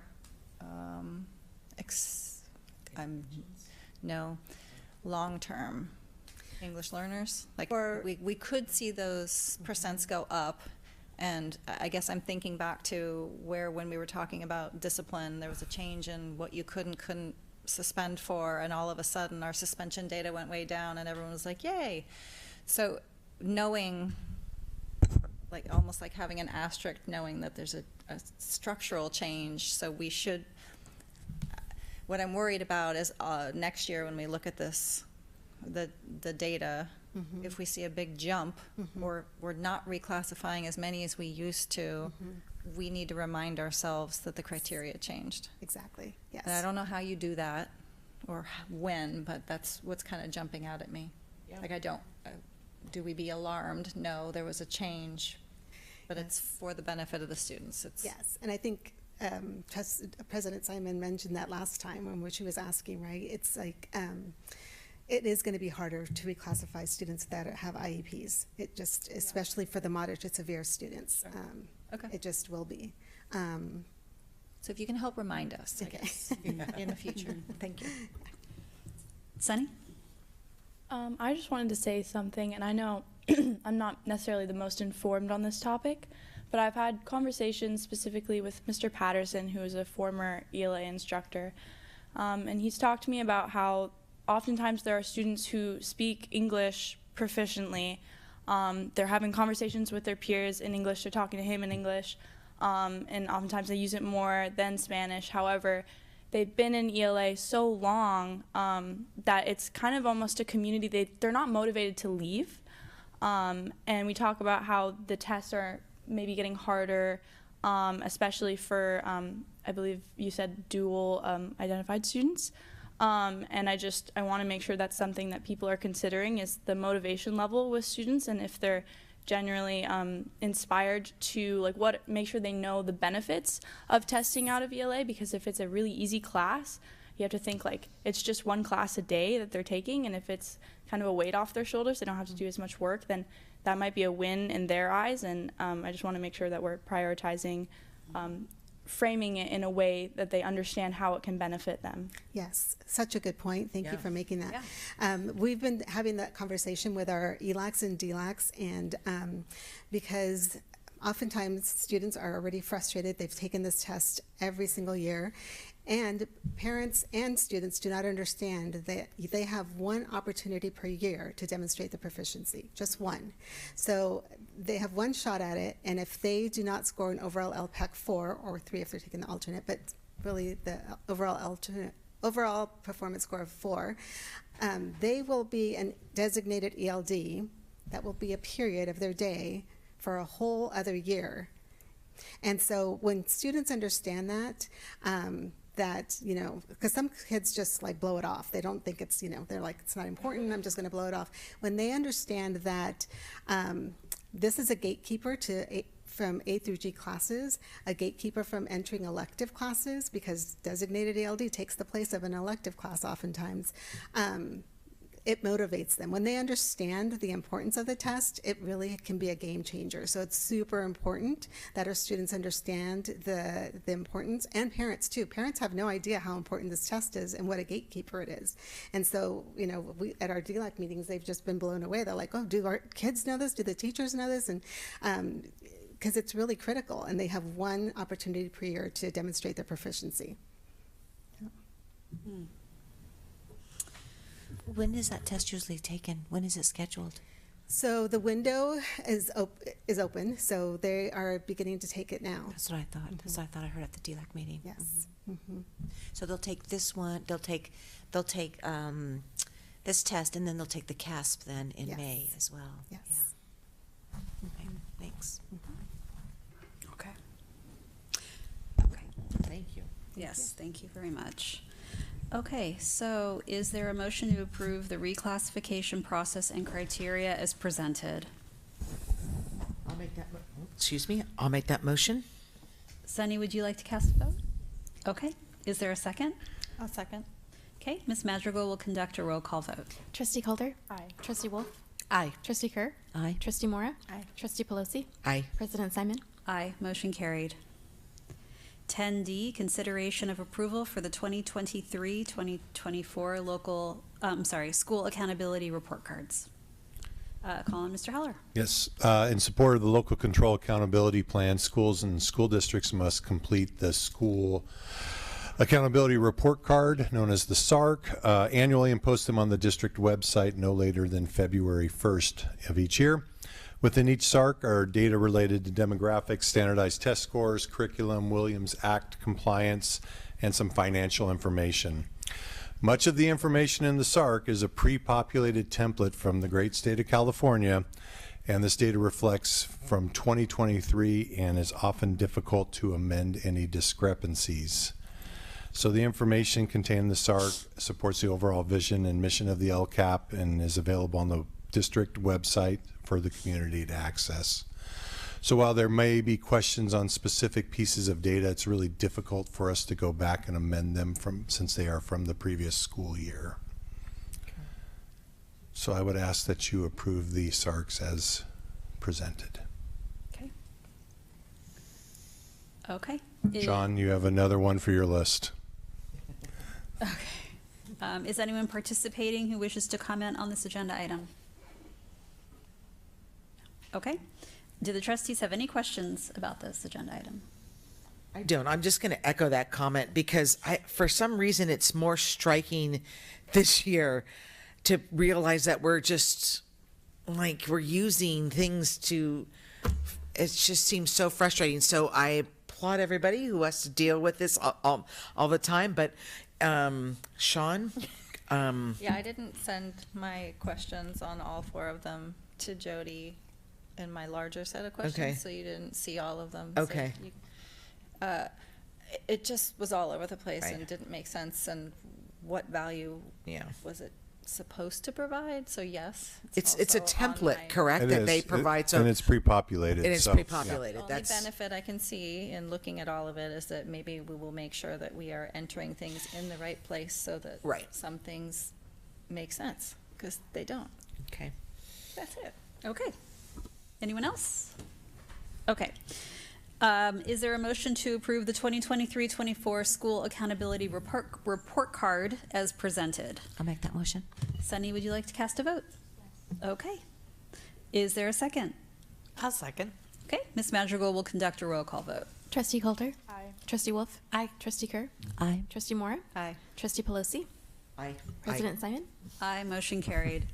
10E, presentation on artificial intelligence in schools. Mr. Heller. This is what you've been waiting for. This is the big ticket tonight. So let's jump right in. And I want to thank first Sunny for staying because I know she wanted to weigh in on this topic. So I appreciate her diligence in staying through and providing the perspective of leadership class. So thank you. Let's just go through and kind of highlight where we are in relation to artificial intelligence in our schools and how it's being used. One of the most important things to understand is artificial intelligence is in schools already. And we've been waiting for guidance from California Department of Education, from various other groups that support education, and I know they're still working on it and drafts are coming, but it's really difficult for students and staff to manage without any sort of policy or guidance or template. So one of the things that I will ask later is that we establish a small task force to bring forth a recommendation by the end of the school year. So before I get to that part, let me jump to slide 3. So the benefits of AI, you could see those listed there. That it just is an efficient tool, and if it's used correctly, there's ways that we can use it in education that will streamline a lot of the kind of routine tasks that staff and students do. And so I think there are key benefits. I do think, like on slide 4, We talk about, having virtual tutors. It can do some very quick assessments for staff, and it also kind of creates a smarter classroom for the future. So, looking at industry now, AI is in many businesses, and so with the preparation of our students for the future, we would be doing a disservice if we did not figure out ways that we can start to train our staff and also incorporate that with our students in their learning.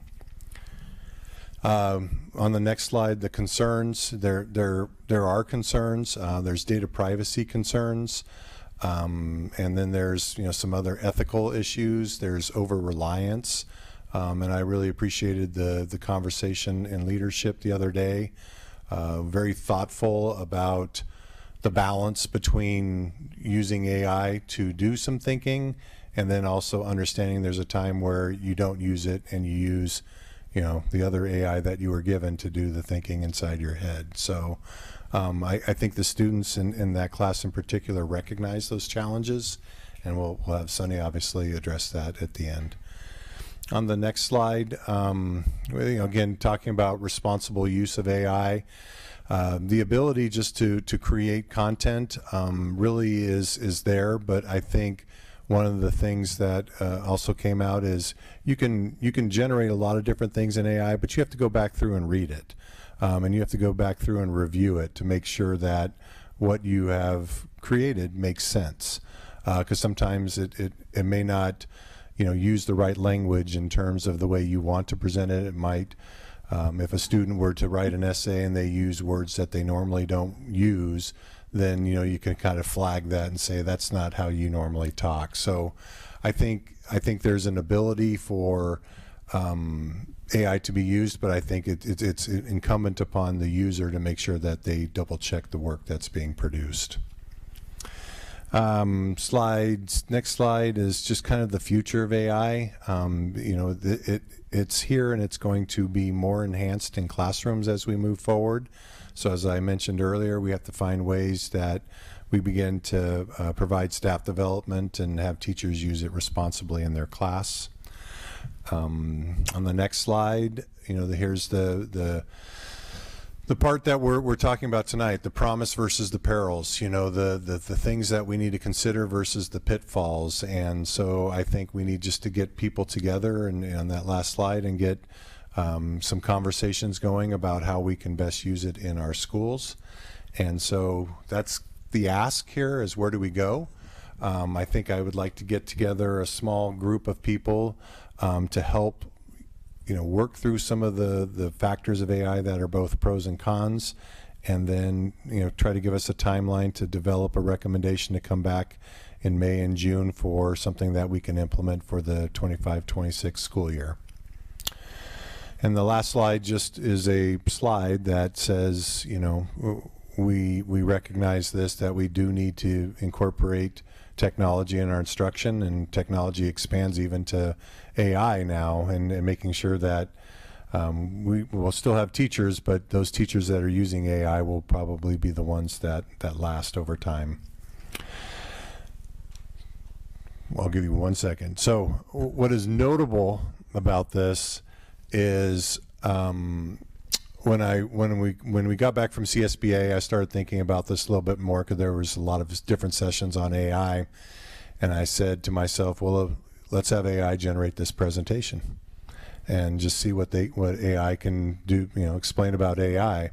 And so it came up with the presentation in itself, but it was very difficult to I amended a lot of the words and the format and such, but it did about 90% of the work. So if there was an ability for AI to create PowerPoints, even for us, they could do that.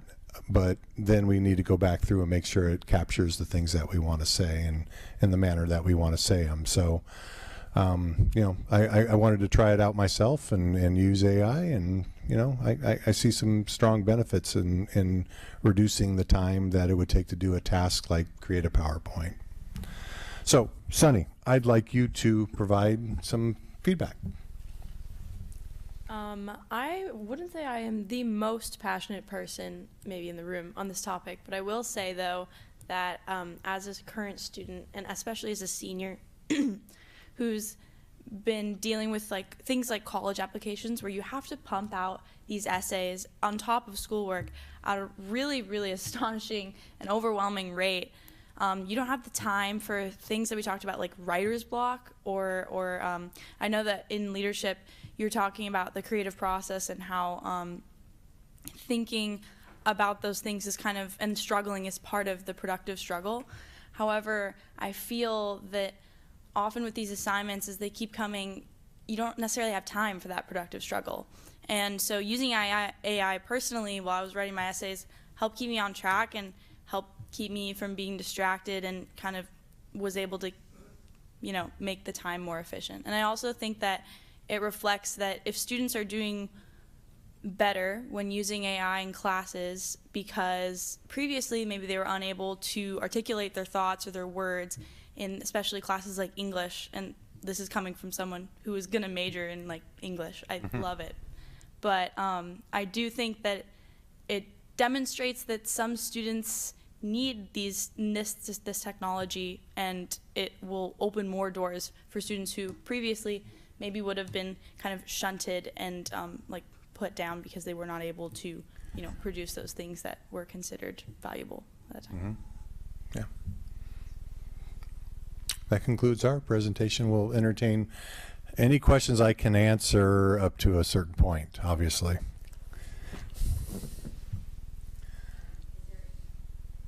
Is there any public comment on this agenda item?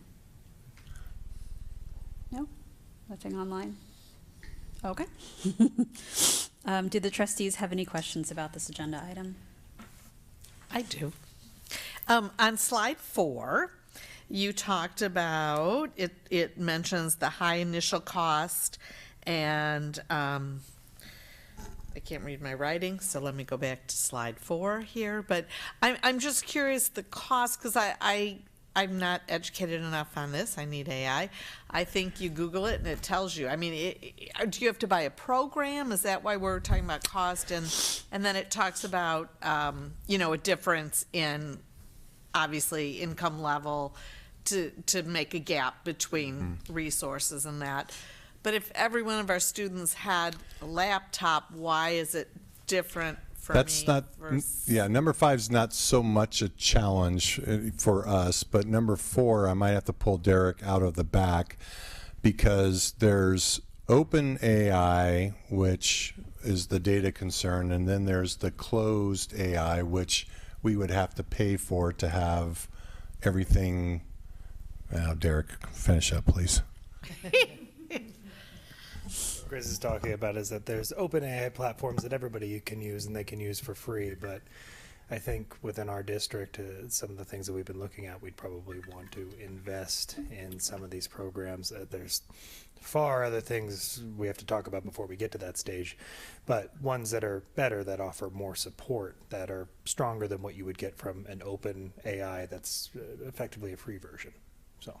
Open AI meaning like Chat GPT kind of thing. Correct. Anybody Okay. can log on and use ChatGPT, but they also have paid functions as Yeah. well, which are Okay. tend to be a little bit better. However, again, some of the topics Chris brought up, biases, things like that. Sure. And I think one of my biggest takeaways from all the AI sessions that I attended the last couple of years at CSBA was more about privacy and data access, and really as a district, and that's maybe where I envision the high cost coming in because of putting safeguards in around student data, stakeholder data, staff data, more of that. That was a bigger concern, and I know that we, like most of the rest of the state, are waiting for guidance from policymakers, and it's kind of frustrating that it's still not coming because it's not like AI is going anywhere, and we've been having this conversation at CSBA for like 2 years. So, I'm not so. I don't want to say I'm not concerned about its use in the classroom, but I do. We did hear some kind of horror stories at CSBA about the access to private sensitive data. Right. So that would be one of the things for the district to look at. Yep.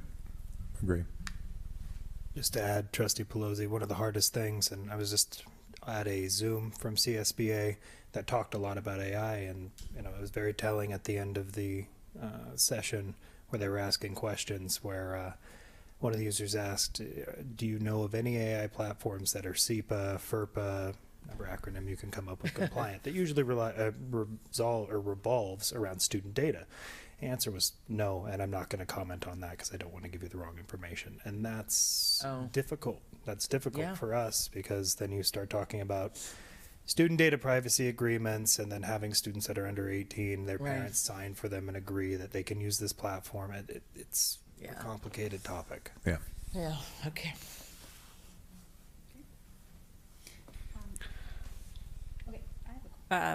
Question. I'm concerned about student over-reliance on AI and its impact on young minds when it comes to critical thinking and problem-solving skills. So I wanted to know what guardrails, I'm thinking more specifically at the middle and the high school levels, if principals have been talking to staff, have begun those conversations about guardrails being used to help curb cheating, or, using ChatGPT to write their essays for them.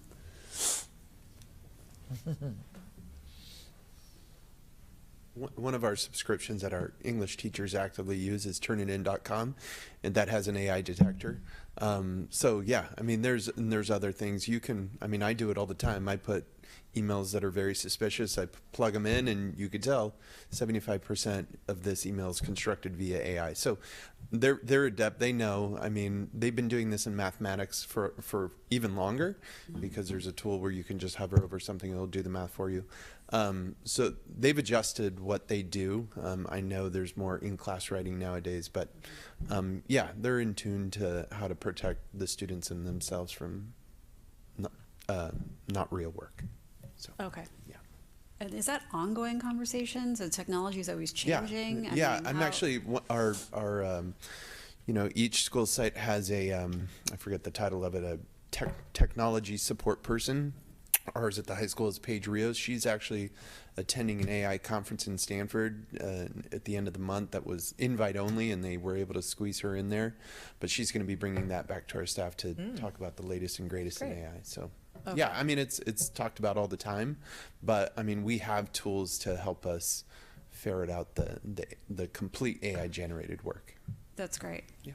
Yeah, and I'm not meaning to be mean, but someday I'm going to need surgery when I'm older, and I want my doctor to have excellent critical thinking skills. And those take time. If you're using AI, then all the time I just worry about the next generation's ability to think critically to help me when I'm an old lady. So just know when to use it and how to use it, and then it's my scary nightmare I think about when I'm trying to fall asleep.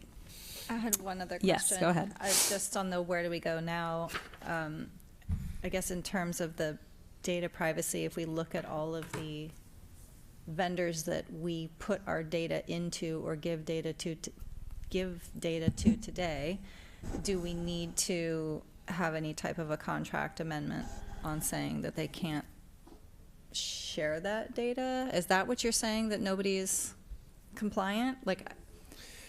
They weren't willing to trust that they wouldn't violate FERPA or SEPA. Anyone at all? Any of them at all. Yeah.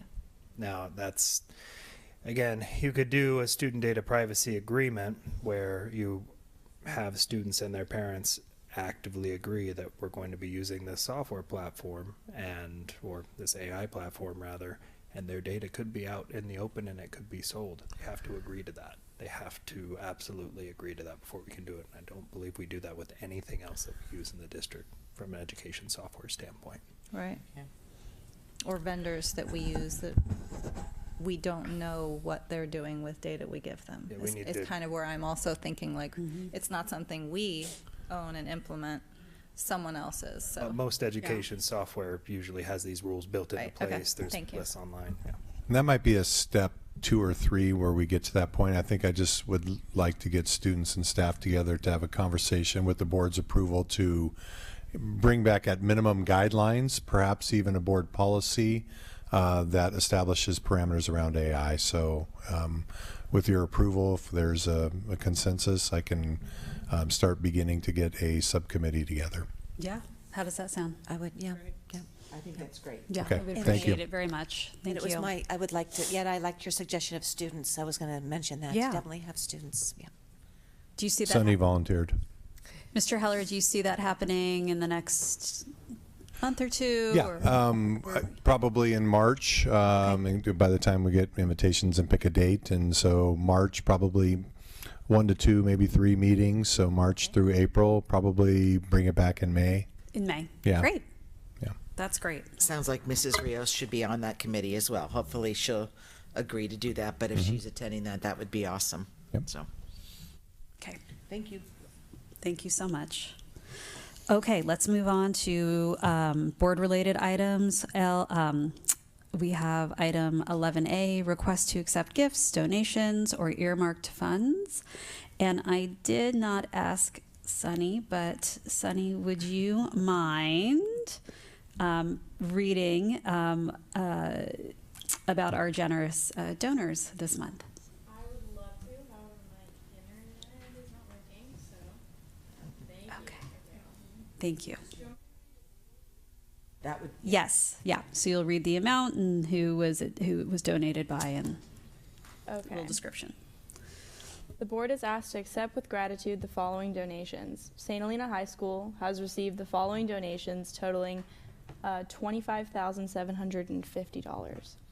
Amount: $5,000 from First Presbyterian Church 2024 scholarships. Description: 2024 scholarship. $1,000 from First Presbyterian Church Avid, miscellaneous donation. $1,000 from St. Helena Oddfellows, General Athletics, miscellaneous donation. $1,000 from St. Helena Oddfellows again for girls athletics, miscellaneous donation. $1,000 from Glenn E. Cook for drama, a miscellaneous donation. $10,000 from Gail Cook, 2025 scholarships. $2,000 from Rotary, 2024 scholarships. $1,000 from St. Helena Oddfellows, drama general, miscellaneous donation. $1,000 from St. Helena Oddfellows, band general, miscellaneous donation, and $2,750,000. Jerry and Michelle Hyde, 2024 scholarships for graduated students. RLS Middle School has received the following donation. Ravi Nalamathu David Samuels, RLS Middle School Athletic Program, donated a basketball shooting machine. See the photo attached. Wow. All right. All right. Second. Thank you so much. Is there anyone participating who wishes to comment on this agenda item? Okay. Do the trustees have any questions about this agenda item? No. Okay. Is there a motion to approve the gifts, donations, and earmarked funds as presented? I'll make that motion.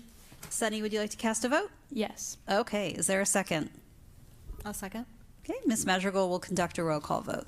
Trustee Calder? Aye. Trustee Wolf? Aye. Trustee Kerr? Aye. Trustee Mora? Aye. Trustee Pelosi? Aye. President Simon? Aye. Motion carried. Okay, Mr. Heller, you're going to bring it home for us I'm tonight. bringing it home. Here we go. 12A, initial sunshine proposal from St. Right. Helena to SHTA for collective bargaining negotiations. Yes, so the collective 3-year collective bargaining agreement will expire on June 30th, 2025.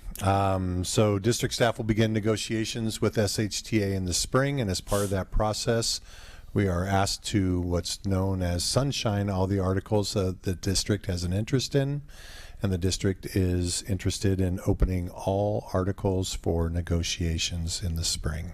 So we had asked that the board would approve this. Okay. Is there anyone participating who wishes to publicly comment on this agenda item?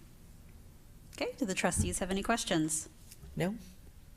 Okay, is there a motion to approve the initial sunshine proposal from SHUSD to SHTA for collective bargaining negotiations as presented?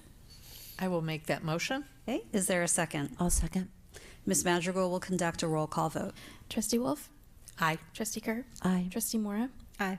Trustee Pelosi? Aye. President Simon. Aye, motion carried. 12B, initial sunshine proposal from SHUSD to CSEA for collective bargaining negotiations. Mr. Heller. Under the same auspices as the previous item, the collective bargaining agreement with CSEA will expire on June 30th, 2025 as well. And part of the process of sunshining all articles in this agreement for negotiations in the spring. So we'd ask that the board approve this as well. Okay, is there anyone participating who'd like to publicly comment? Okay, trustees, any questions? No. Okay, is there a motion to approve the initial sunshine proposal from SHUSD to CSEA for collective bargaining negotiations as presented? I'll make that motion. Is there a second? I'll second. Okay, Ms. Madrigal will conduct a roll call vote. Trustee Wolf. Aye. Trustee Kerr. Aye. Trustee Mora. Aye. Trustee Pelosi. Aye. President Simon. Aye, motion carried. 13A, future agenda items. We will have an adopt a school report from Trustee Mora. We will have a presentation from SHUSD Orchestra, a Teacher of the Year, information on Run Big, and some other exciting things. It's going to be an exciting board meeting. Anything, trustees, for future agenda items? Not at this point. Not at this point?